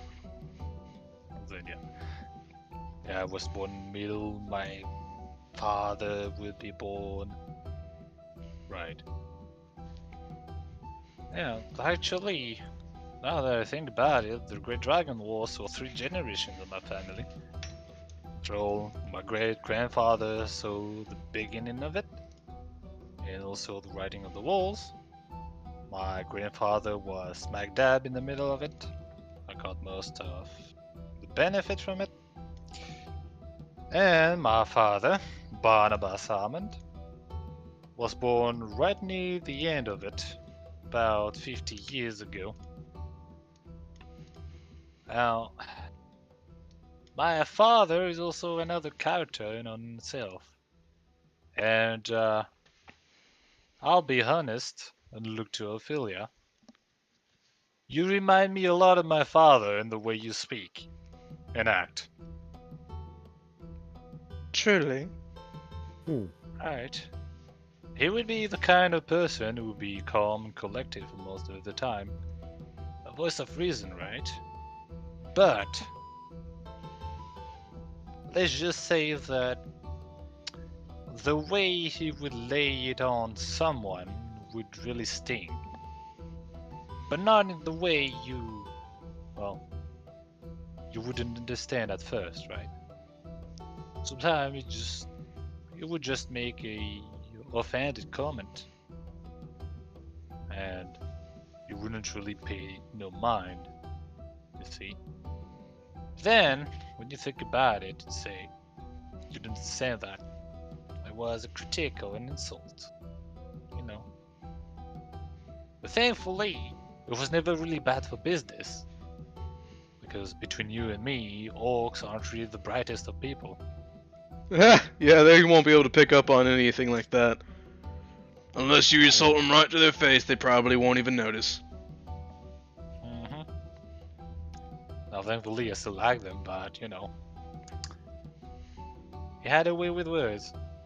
I'll say that much. Fascinating. And now,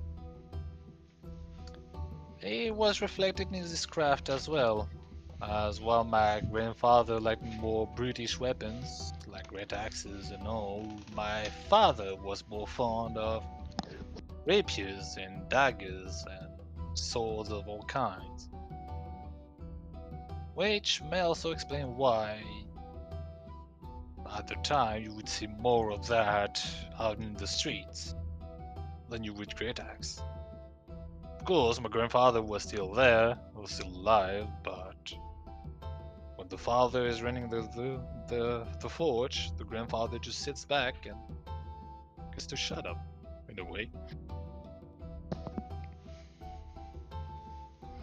So, I guess my grandfather was the one educating me most of the time, so I had something to do.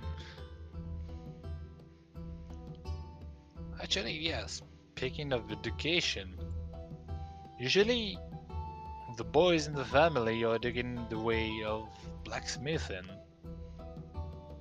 but the girls, well, are educated in the way of tailoring. That makes Usually, sense. right, be it sisters or wives, really. A lady should know Now, how to tailor. It would be very I- difficult unless you were of hardier stock, like a dwarf, perhaps, to man a forge. You'd need the upper body strength. right. Now, unfortunately, I never had a sister, and unfortunately, still, my mother passed away before she could pass on her skills. So, at this point in time, it falls upon me to tailor things. And unfortunately, I don't really have the, shall we say, woman's touch to it. Eleanor gives like a surprisingly earnest smile. Perhaps we can add it to the list of things that you need to learn. Elvish, gnomish, tailoring.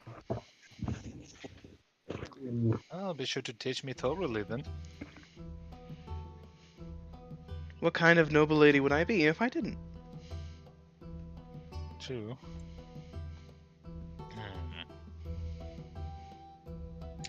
Right, well, let's see, I did talk briefly about my family, but I guess I haven't really talked about the family tradition, have I? Family tradition. Well, that being a host and all that. See, because we live so far up in the mountain, somebody who's traveling to our forge needs at least a day and a half of walking up there. Usually arrive exhausted. So, over time, the forge also became an inn of sort. Well, a one-person inn, but an inn nonetheless. And by allowing the travelers, clients, however you want to call them, guests, to stay in the forge, that allowed us to build like closer relations with them, to get to know them, their taste, what they like to buy, and what they're looking for, so that in doing so they would spread the word of the forge, but also come back. And I'll tell you that as a kid, your life can be really defined by the amount of colorful people you can meet or just hear about and listen to when your parent brings someone over. And when you hear two orcs arguing between each other when you're only 5, it's pretty scary. I'll say that much. Don't I know it?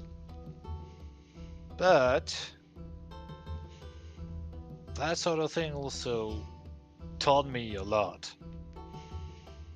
And most of the knowledge I have of the outside world comes just from that, listening to people. You know, Gildos, now that I think about it, that setup reminds me of something. Oh, does it? Yeah. See, the place I grew up in, it's an orphanage, but it was also a bit of like a, not so much a halfway home, but more like a small little hospital where the people who lived there and ran out of it would heal your wounds or give you treatment if you came. They wouldn't really turn you down, essentially, you know? Hmm. So the funny thing about that is, people really love to talk when they feel comfortable in a bed. They put their guard down when they feel at ease, you know? When you're providing a service for them, and they're also comfortable there, well, they just feel comfortable. They start talking. I bet you have heard some of the most juicy secrets doing that. How about that? What if I told you the Lord of Reynold once came to my forge? Oh, I bet you heard some really juicy stuff. So Hmm. juicy, in fact, I was exiled for it. Really? So, You were exiled? yes. I mean, I mentioned it quite a few times already, but yes. And just in so many words. No Well, I wonder mean, it would be difficult to get us back there. we haven't really gotten to the me part of the family lineage, but let's see. My grandfather was the one who taught me a lot of about blacksmithing, about history, about the family itself. When my father was still there in my education, he was well busier with family matters, so I didn't get to do a lot with him. At least until I started my apprenticeship around, I think it was around 15 at the time. Yes, 14, 15. That's when I started working with him and, well, you helping him. Unfortunately, well, I know I said unfortunately a lot today, but what's the reality of it? My work in the forge wasn't really much. The more get me this, get me that, hold me this, hold me that. It wasn't really until my 20s where I started hammering some iron and make my first sword. Now, I admit it was a bit crude, but it was a start. Oh, right. I should say that by the time I started my apprenticeship, my grandparents passed away naturally. Quite interesting, in fact. My granddad was first to go, and then my grandmother followed suit the day after. Oh, I guess No it's a doubt death. she felt the need to chase after him to keep him out of trouble. That sounds like a likely story. Especially what with the afterlife being a thing and all. Well, I mean, I hope it is. For Oh, most it people. absolutely is, Gildas. Right. Well, I mean, you would know about it. You're No speaking offense. to the expert at this point. Right. I may not recall my time in the afterlife, but I can guarantee you that it exists. For those that worship Bridget, you'll be welcome within her domain. Oh yes. I mean, I've been there quite a few times already. That's why I say I believe the afterlife exists. Just I'm not quite sure how it varies from people to people. It depends on Actually, the domain that you end up residing in afterwards. I guess next time I could just pay him a visit. See how the old man is doing. But anyway, so 15 was when my grandpa passed away. I was in the apprenticeship. 20 was my first sword. Now 25 was when I started running the forge alone. See, around that time, around the king died, my parents were away to visit some family members in Gloucester. The issue is, they never came back. It's only a few days later when I received a letter informing me of the passing away. Sorry Apparently to hear attacked that. by brigands on the road.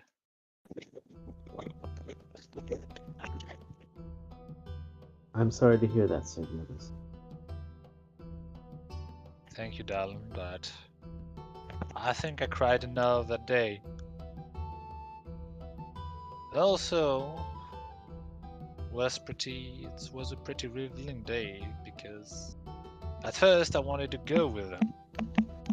In the end, I refused, saying that, well, I wanted to take a chance and run the forge myself this few days. And, well, when I heard of the passing, I mulled it over and over. And I think after a week or two of grief and all, that's when I started following one of the philosophy I follow right now, which is living a life without regrets. And I think I've done a good job with that so far. Living a life with no regrets is probably the most noble thing one can do.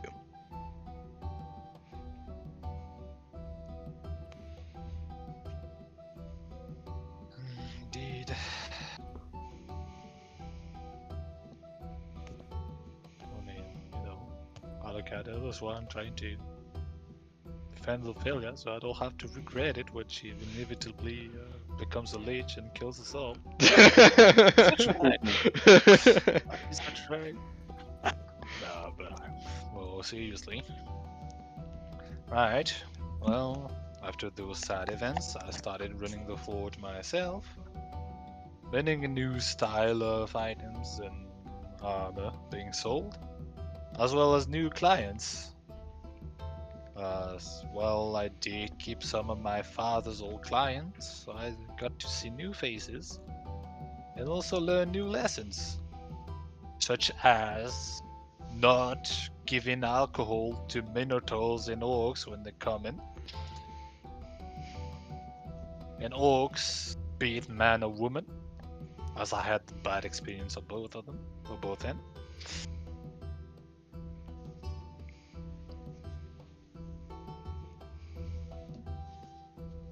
And then, yes, at one point, well, you remember Kani? She visited my forge once, asking me to. What was it she asked me again? To make something similar to her axe or something? I believe she asked you to make her basically make her an axe that would be, more standard issue, essentially. I think she may have had you, craft her a shield too. I'm not 100% certain on that one. I thought the story was fine. Well, yeah, probably like that. Right. Because she wanted something more standard issue than her tribe's own axe, I think. So she had you make something while showing you the real one to basically make one similar but more standard issue that she could use well in the army. Right.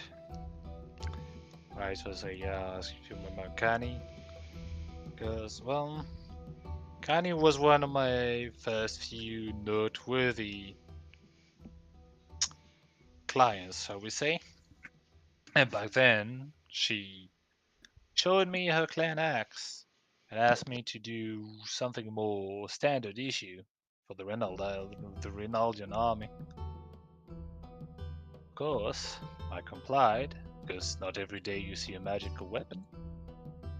And I think the result was quite good. Or at least she was satisfied with it. don't believe I saw. No, she wasn't wielding it at the clan thing. I don't think. Only with a clan axe. It was there, but she never used it. Hmm. I think, Delon actually managed to convince her not to. Right. Yeah, I convinced her not to, and then she used the shield of her clan to fight, so she fought with the shield. Yeah. She handicapped herself to Yeah. to fight. Yeah, I remember that. Then, more recently, a few months ago, in fact, the lion itself came to my forge, and do not mince words, I almost shot myself this day. Because that wasn't something I expected to meet, but someone I expected to meet on my doorstep. Of course, I try to be the best damn host on this side of the kingdom. And at the time, I thought I did a good job, commissioned me for. Let's see. What should it be, Marshal? Set of armor or another weapon? What do you think would be more? Like, I think he probably would have had you Okay. make him a set of armor. right. Because, he has one weapon, and he doesn't need another one, essentially, is how he would view it. Like a surprise crossbow. No, well, they still can probably shoot beams anyway. No. Never. Never. Right. But anyway, back to it. Right, so there it is, the lion himself, commissioning a new set of armor over me. Of course, was something I expected, so I had to take careful measurements. Usually, I can tell right away what proportions someone has, be it hip, waist, chest ratio, arms, legs, and all that. But I wanted to be doubly and trebly so sure I had the right things at the time, as well as give him a proper feast. And when he departed the next day, leaving me to work on his armor for the week, I thought I was a pretty good host, although I had nothing to worry about. Well, guess what? The next week came, I had the set of armor ready, and thus, when he showed up with a whole host of footmen, promptly declared me an outlaw and exiled me from Renault. And while at the time I didn't know why did that, our little expedition in the Temple of Bridget and meeting with Bahamut shed some new light on the event, and something he said I thought was just a passing comment of insignificance. Well, wasn't exactly insignificant.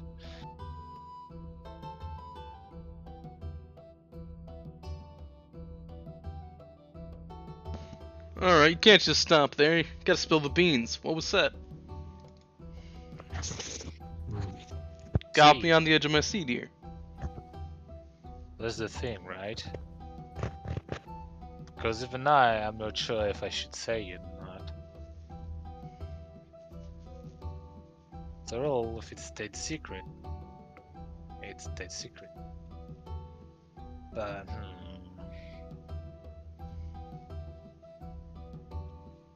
let's see Heck, who's still Gilbert, in the room. you Actually, have to do what you believe. I mean, considering what we learned, it might help steer us in direction.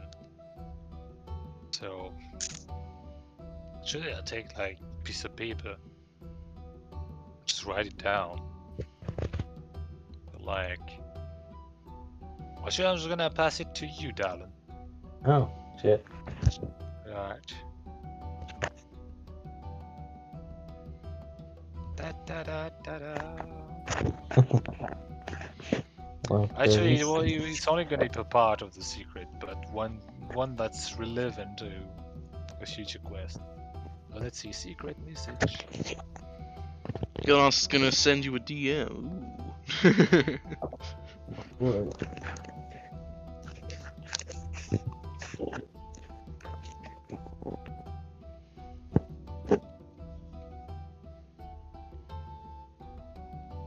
Here we go. Oh boy. Dawn's gonna glance at the paper. Is this true? Undoubtedly.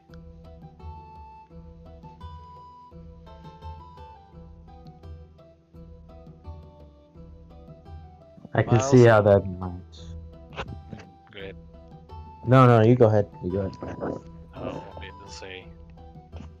And seeing that might explain some of the things about his action as well.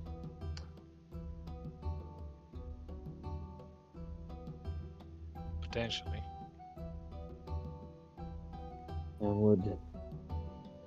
That would explain many things, but yeah, it still does not explain his some of his rashness, but it does explain his rashness. He believes that that's the case. Yeah, so I can definitely see, even if this is part of what he revealed, I can see why you're exiled now.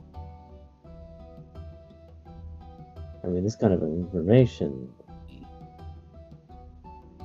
it wouldn't undermine a lot of his claims, so to speak.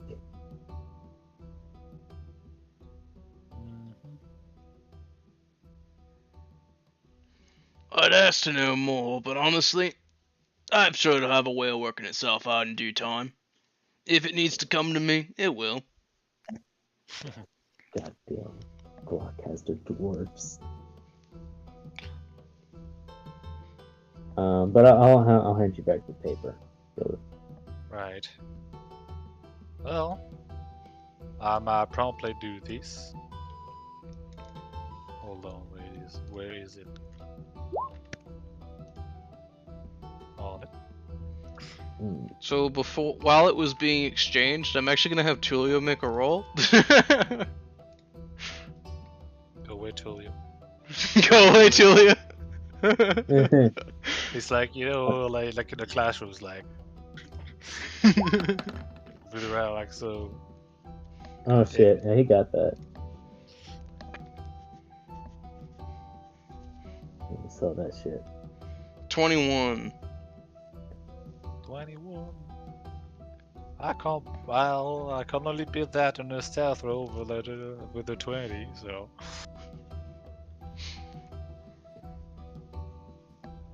I'm not gonna roll anyway, so I'm like, what's the point?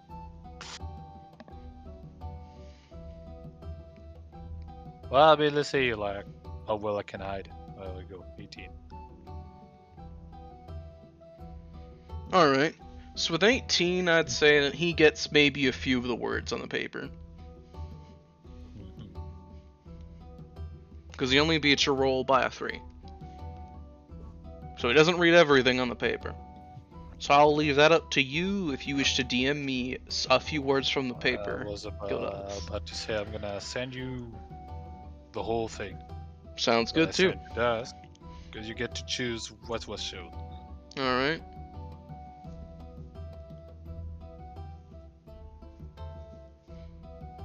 Quickly index it from your notes. Sounds good.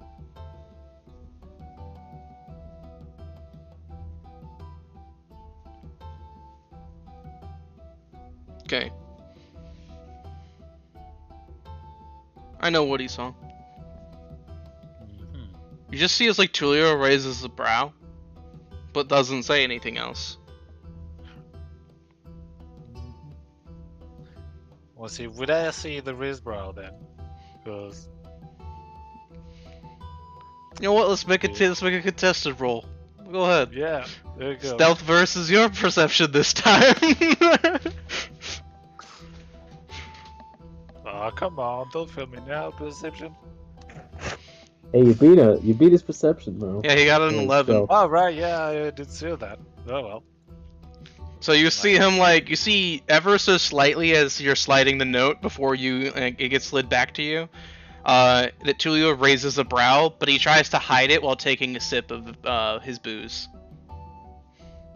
Right. Well, in the little light of the sacred flame that hides it, but a little smoke, I was gonna quickly look at Tulio, like, with the scene of my hand, like, below the chin, like, along the neck, it's like...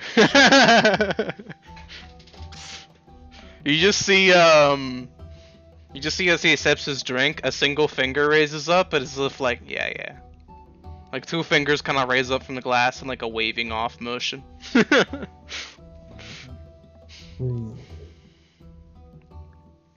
Yes, that's essentially my run-in with the lion.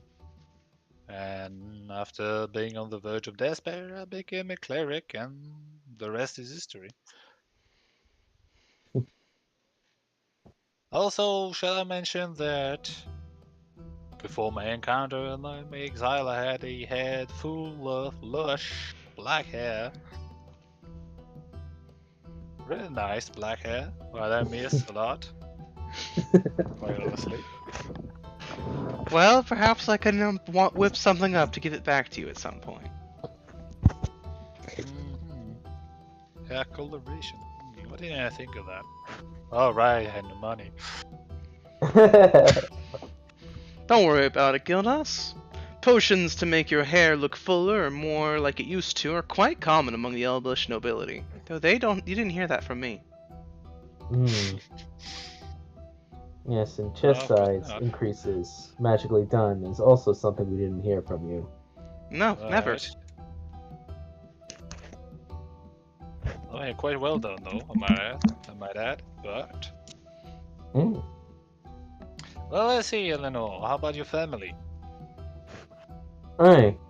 We only met them briefly. Surely there's more to it than that. Oh, the chrysanthemums? We're a very, very old line.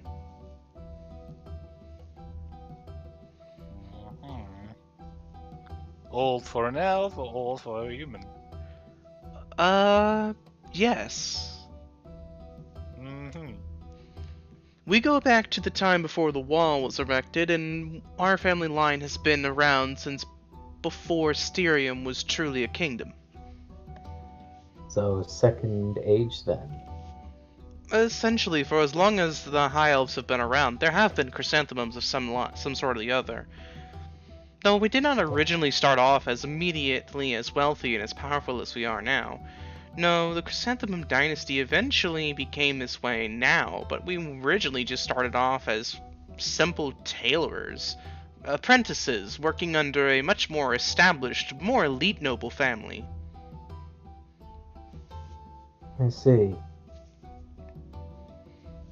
One generation after the next, we slowly, methodically built ourselves up from simple apprentice tailors to eventually working in the tailor to becoming one of the greatest employees in the tailorship and eventually partners, and then we ended up winning it in a card game. Or was it? No, it was a dice game. It was a card and dice game. They used both. That's right. So, your claim to fame is gambling. But No, our claim to fame is our hard work in becoming best friends with the original owners. And then Aye. their claim to fall is them gambling away all of their financial assets. Mhm.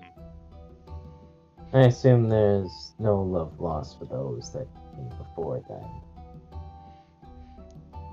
Well, I mean, we no longer own their business. We eventually sold it back to them. I see.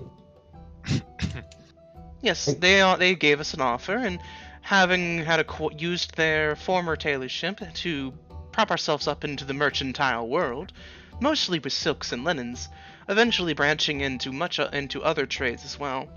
Eventually, we deemed that we did not necessarily need the single tailorship anymore, and when they gave us quite a wealthy sum to buy it back, essentially to buy back their pedigree, we felt that it was our duty at this time to give back to those who had given to us once before. That's That awfully is- cutthroat of you. I don't see it that way. If they lost everything in a gambling, that's their fault. They acted foolishly. I can see where Yorm is coming from. Nobly wise, it would have been prudent of you to at least sell it at half. Or, most nobly, just give it back. You've made your wealth, give it back. Exactly.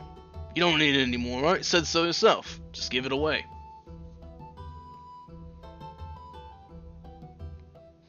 I suppose that makes sense on one level, but it would be awfully foolish to just give away something worth so much for free. The Foolish and business was noble- thriving, and it was very profitable. Their family eventually restored its former position. Using the very business we sold them back to them, it's now worth more than they paid for it. And they made it that way. It is the charity sometimes that is the noblest of gestures. Not necessarily monetary, but in spirit and pedigree. And speaking of which, I have been meaning to ask you this time. I've never felt it immediate, but what does your family actually do? How do they make their money? We have a very large hand in every mercantile shopping district within all of Asterium. Ah. So by motion of just having as many hands as you can, and in many different businesses, you're known throughout. We're the chief mercantile officers. We essentially make sure that all trade within Asterium is operating as smoothly and cleanly and efficiently as it should be. I see. Well, So then given you're that- the big stick the king waves around at the little guys that own the stores. Good heavens, no. We have a vested interest in making sure every store and every business is operating efficiently. If you get a business license, part of the reason why there's a fee for it to begin with is because when you apply for it, we make sure that we look into you and that you are doing things properly. If you have been, we approve it and you pay the fee, and the fee is the gateway for entry. The fee is a small dividend that eventually goes into my family's line. All of the taxes from your stores, however, go straight into the Kingdom of Asterium. If Asterium continues to make profits and as well as operate efficiently, my family gets a stipend of said taxes at the end of the year from the king. So, Lady when- Elmore. Yeah, I was about to say, that's a racket. so when I eventually open my store in Asterium, does that mean I have to pay your family as well then? No, you already purchased the Asterium mercantile license. You have already made your payment. If your store within Asterium would eventually pay taxes, though, at the end of the year, such as the way of it. You know, all businesses are forced to give a tribute to the lordship. That's just how this works. Forgive me, Lady Eleanor, but if I'm not wrong, this seems like quite a racket. I don't You- quite believe that it is. We You- are heavily encouraged, financially speaking and monetarily, as well as nobility-wise, to keep Asterium running efficiently and properly. If we do not manage to maintain that, we lose our position, and another lordship is then allowed to attempt to take it back. To continue the racket. It's not a racket. It is an honest position of power. Correct. Gotta get that Well- tax money. So Gildas, Montilio, everyone else, am I wrong? Am I wrong to see it in this measure? Have I spent far too much time with Montilio? Not Telling chiefs me to me, things they're I the want to- mafia. They're no different than the gangs in Nebulum. I mean, you know, you've got your protection fees, you got your broken window fees, you got your refuse to selling to us fees, you got your we're gonna get rid of you when your business is ours fees. I mean, sounds a bit complicated, but I kind of understand what she's doing, but at the same time, I'm not sure. Hmm. Because at the end of the day, it really depends on the amount you have to pay for the fee. And sure, you might say it's the license and all that, but it's still quite big. That, and say you're the son of a wealthy owner and you just take over the shop, probably have to pay the fee yourself, and it's probably adjusted to the worth of your own store, meaning you have to pay more. The initial And fee is it's for kind the license to sell, essentially. The mercantile license that you yourself have, Gildas. The flat fee for entry is the same for all citizens. You only pay taxes on your businesses at the end of the season, when most countries would be having their harvests of grain and fruits and meats. We are instead harvesting a small stipend, a small percentage of the wealth that you have gained for yourself. We only take 5% from every store in Asterium goes to the king. Hold on. I think it's fine actually, because aren't you a big spender? Or what did you used to be one? Well, yes, I we spend a suppose. lot of our money back into Asterium. Right. So you take money, but because you don't really, well, how shall we say? You're not a very wise spender. So all that money just goes back into the stores because this month you decided to buy, I don't know, 100 silk robes for, I don't know. Precisely, we put our money back into the economy. No, I think it's just justification for your bad spending habits. That's all. It just so happens it happens to benefit the whole country. But And I may particularly enjoy shopping at the smaller businesses in Asterium more than the larger ones. It's not because I wish to help the smaller businesses get off their feet.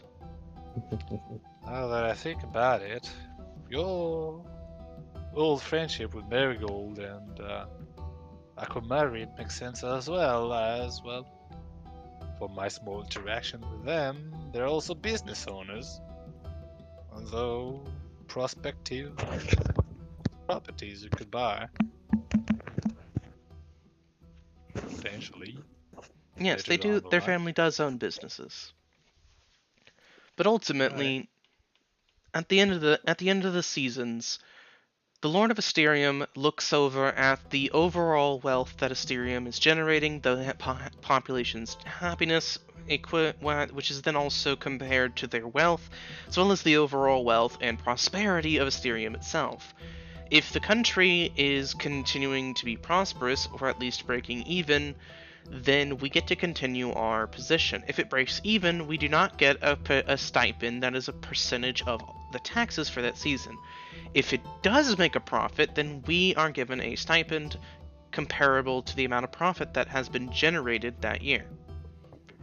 The King of Asterium also made a point that any money that we spend specifically in Asterium does not count towards the profit generated in Asterium for that measure. So we cannot essentially force ourselves to keep making a profit indefinitely. It has to be Asterium succeeding, not us succeeding and stoking the flames.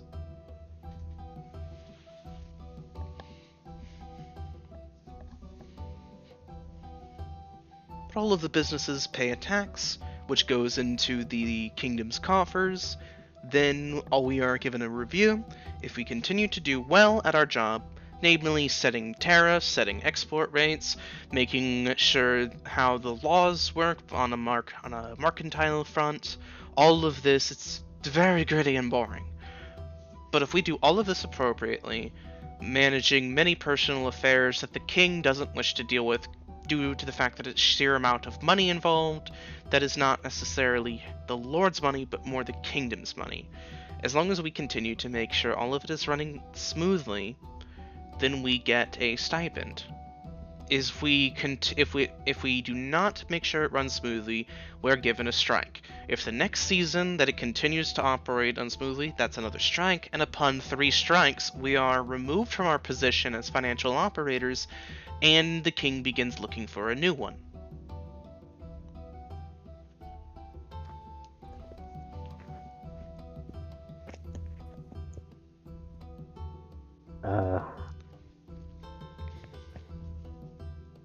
We meant no offense, Lady Eleanor. We were just having fun trying to understand your taxes and how you operate. But I can see you're very invested in it, and I'm glad that you are so passionate about your family's business. I just do not enjoy being compared to vagabonds and ruffians. We are not that. And I have no doubt that should you lead it, you will make sure they are not.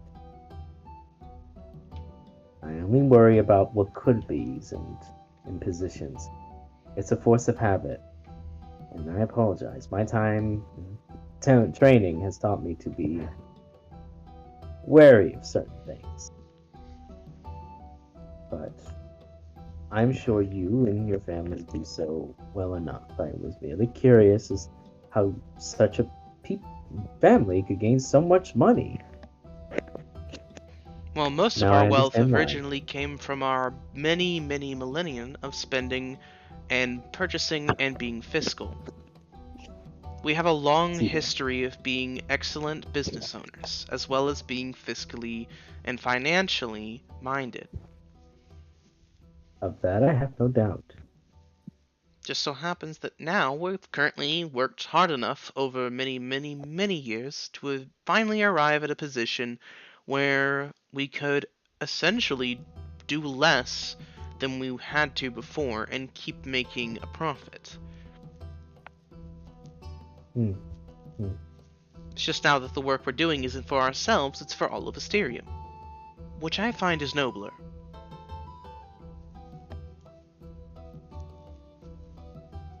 I've been curious, Lady Eleanor. What business would you want to do?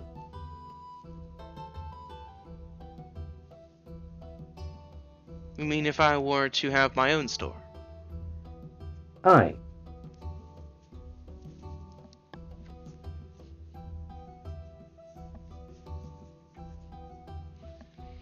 Like, has anyone actually asked you that? I think I would greatly enjoy operating a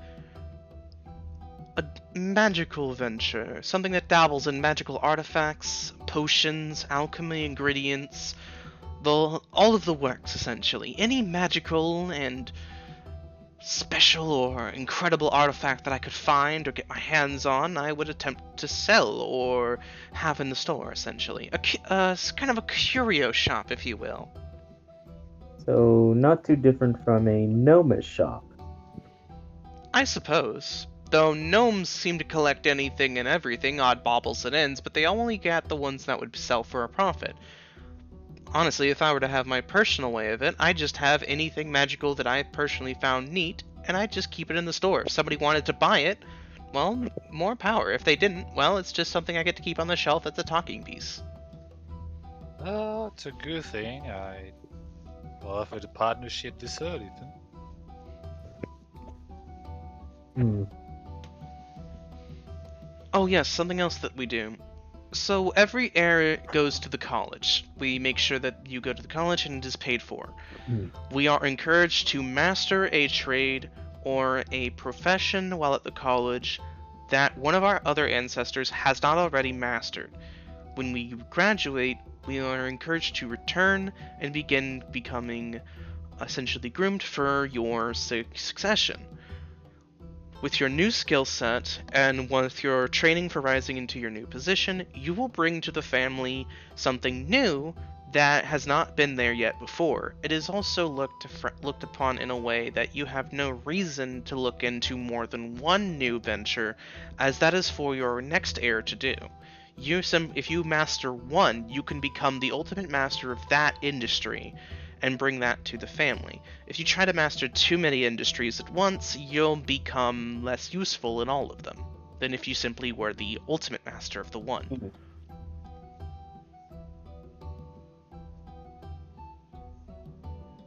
I see.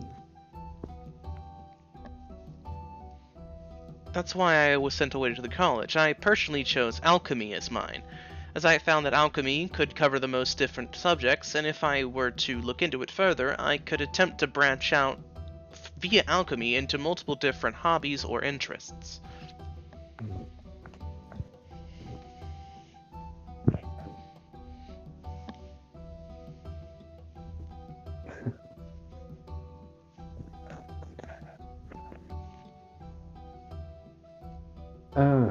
And this is for every heir of your family, yes? Yes, every heir is responsible and required to go to college and learn something new. I have been meaning to ask this, but I've noticed a difference between noble families of King's Landing and when I was at Asterium, I was quite surprised at the amount of, well, lack of heirs. The Elvish families not have more than one child per family. Usually not. It creates infighting.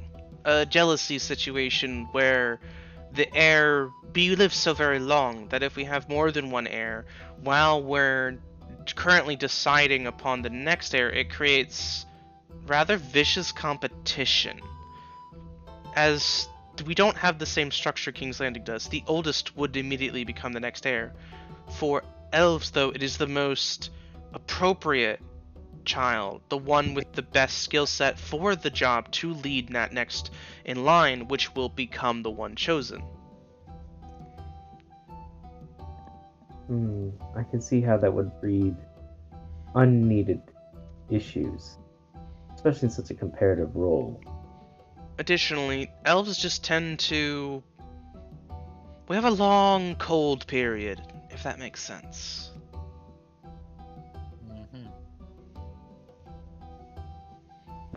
Truly. Yes, we are not necessarily as plentiful as humans, or, good heavens, nowhere near as plentiful as goblins. The odds of accidentally siring an heir are beyond minimal. Why do you think we're so promiscuous in the noble circles? There's no real dangers.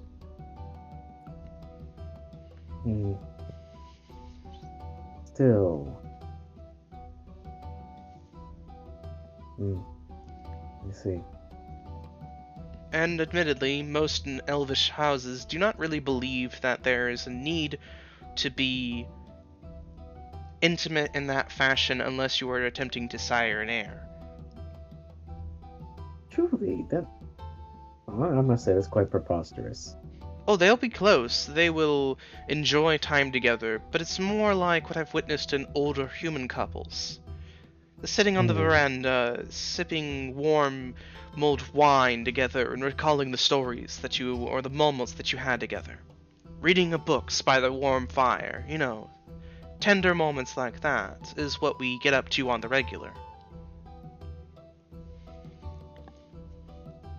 Interesting. That sounds unbelievably boring. I suppose when you have all the time in the world, you can get away with doing that. Yes, there are similar cold periods in noble families, but usually it's usually another term. They used to call it a drought. It's usually when one is given the cold shoulder to another. Usually unfortunately, in families where the relationship has soured. Oh yes, some elvish families do have that, as many high elvish noble families, or just no elvish nobility in general, they marry not really for love, but for position. So if they're stuck together, they end up being... Sometimes they live separately. Other times they live as separately as they physically can while keeping up the position of being an intimately married couple. Why pretend, though? Vanity, Well, I appearances. suppose it's no different than human court, noble court on occasion. I just never quite understood it. I'm going to be It with gives the someone. illusion of strength, I suppose.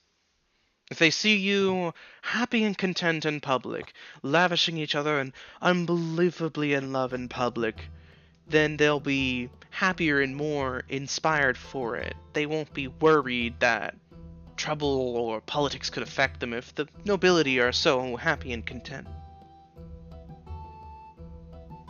If they're enjoying themselves publicly and so close publicly, then they're surely that way in private, if not more so. I just think that's quite foolish. You don't have to convince me of that. In any case, is there anyone else want to speak on more on their family history or just their background? You heard No? most of me. Grew up in an orphanage. Was also happened to be at church. Had a lot of interesting individuals come by. Elder sister, essentially, was a prostitute. Good lady. Mm. Grew up with a gaggle of troublesome boys. Eventually left home. Decided to strike it out in the big old city. Ended up living in a ditch for the next few whiles. Nearly died multiple times. Nearly froze to death in the sewers. Was nearly eaten to death by rats. You name it. Eventually found myself up in a big old family full of vagabonds. Biggest family in the city.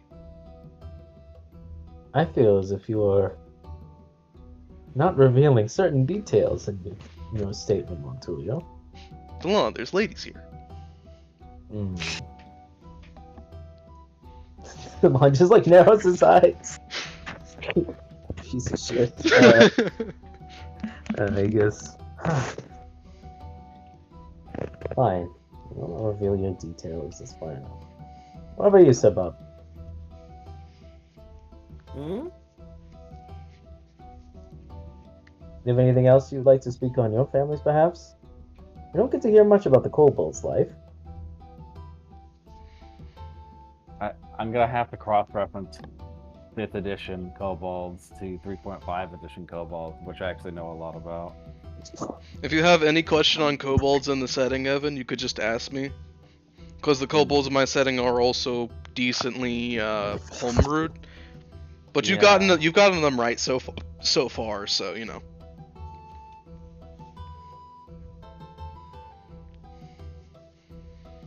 But yeah, I don't really have anything to say at the moment.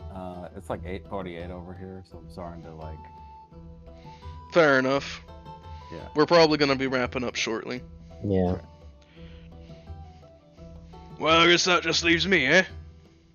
Yes, sir. Yes, it does. Well, Mountainborns are a family that came about in the Second Age.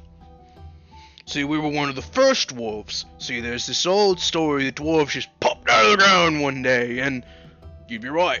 But it wasn't just the ground. We popped out of the mountain. Hence Mountainborn. No, originally that wasn't we didn't really have that as a surname. That's just kind of what people called us when we started showing up. We were just called Mountainborns because we born from the mountain. We lived underneath it for a very long time, or so I've heard. We popped out. My family goes back real far though. We are actually from the original bunch of dwarves. We've been around doing things on and off, nothing really that special until the Mountainborn family made themselves known with the discovery of black powder.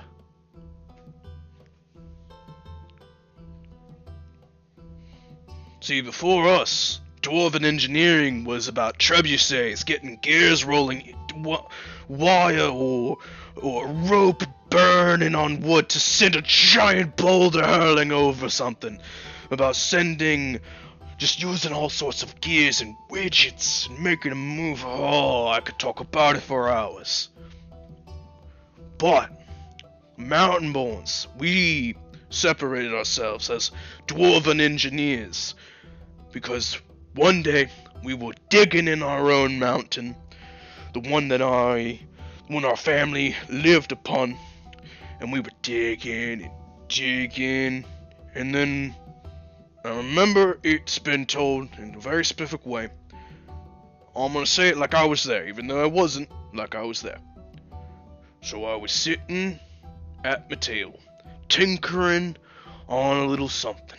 Tinkering on a clock. It had stopped working. Just mind tinker, making sure that the clock would always strike noon perfectly. As it was striking noon 2 minutes early. Can't have lunch 2 minutes early. I'll get fat. But I was tinkering. And then, beneath my very feet, in the caves deep below the manor, the whole damn building shook. A keep on the side of the mountain shook, followed by fire roaring out of the cave mouth. Well, so it says that my ancestor, he grabbed his axe, grabbed his hammer, threw on his helmet, and started running straight for the mouth of the cave. He charged right into the fire, didn't give a damn, drenched himself in water as he did so. And when he got in, he saw the whole damn mine shaft was on fire. There shouldn't have been that much fire. We assumed, oh, it was gas. No, not a single bit of gas. All the birds were alive. No gas. Eventually, we found there was this substance that when struck with a spark, and when combined just right, created explosions. Like fire, or dragon fire even. So, we kept this secret to ourselves for a very long time. Nobody else needed to know. Eventually, one of my ancestors decided to make the first blunderbuss. He decided, bows are all nice and dandy, crossbow, that's a neat engineering idea, that's a neat concept. What if a crossbow could breathe fire, like a dragon? So he decided to make the very first blunderbuss. And when he brought it up to fire it, oh, he never did see right out of his right eye again. That's when we decided goggles were a good idea. Before that, we didn't really consider that we might need to protect our eyes when using these things.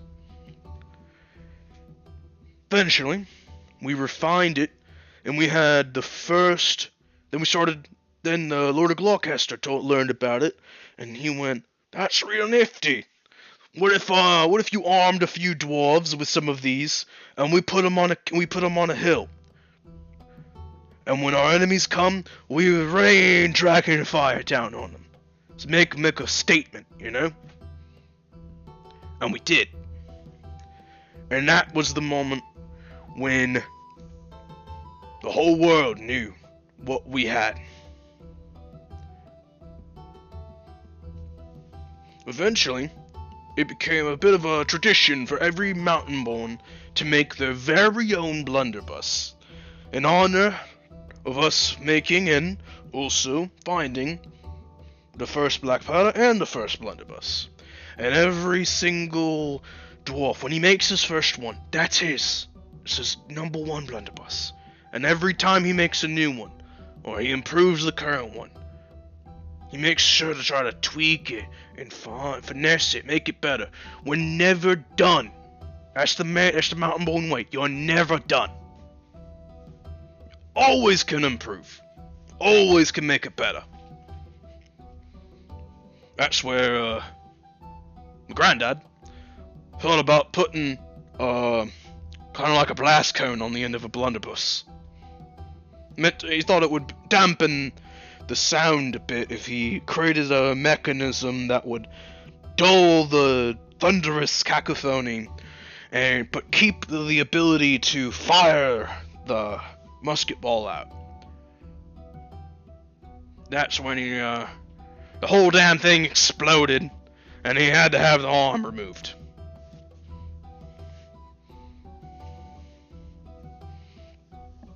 But we've just been doing what we've been doing for a very long time.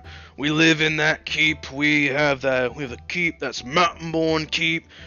We're responsible for a small little bit of land, not much, but it's a little bit. It's a living, and we've just been tinkering, making, mining, all of that ever since.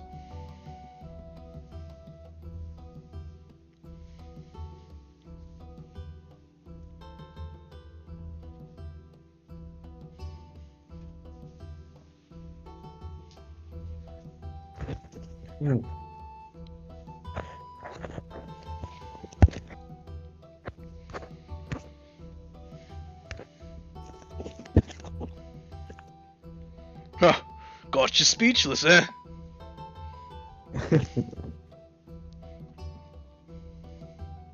Yes. I think it also might be a bit late.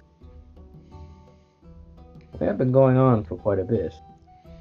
But I'm True. glad to know that your ancestors have always been tweaking and improving it. They sound like good people. Yeah, we were, once upon a time. I'm sure you will be again. If I can help it anyway. Hmm.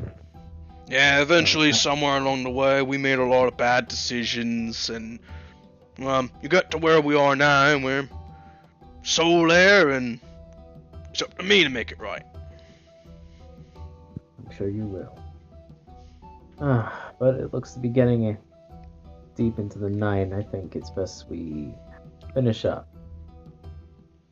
Yes, I can agree with that. One Good more night. round, though. Hmm. Hey, But- Seer, Well. get us another round. We're gonna do another cheer. Seer notably seems to shake his head, and eventually does bring over some more drinks.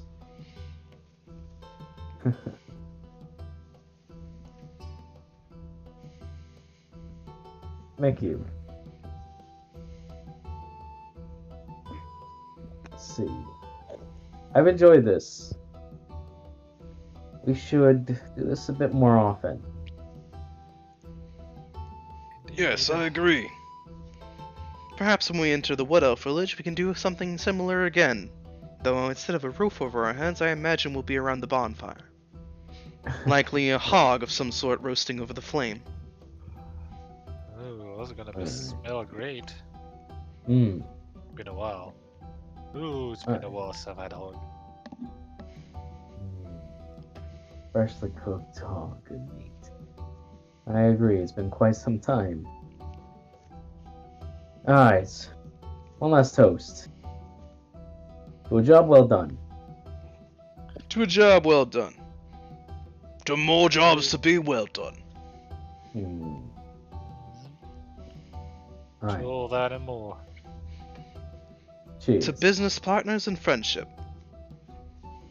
Aye. Ophelia raises a glass as well. Too many noble lines, all coming together. Cheers.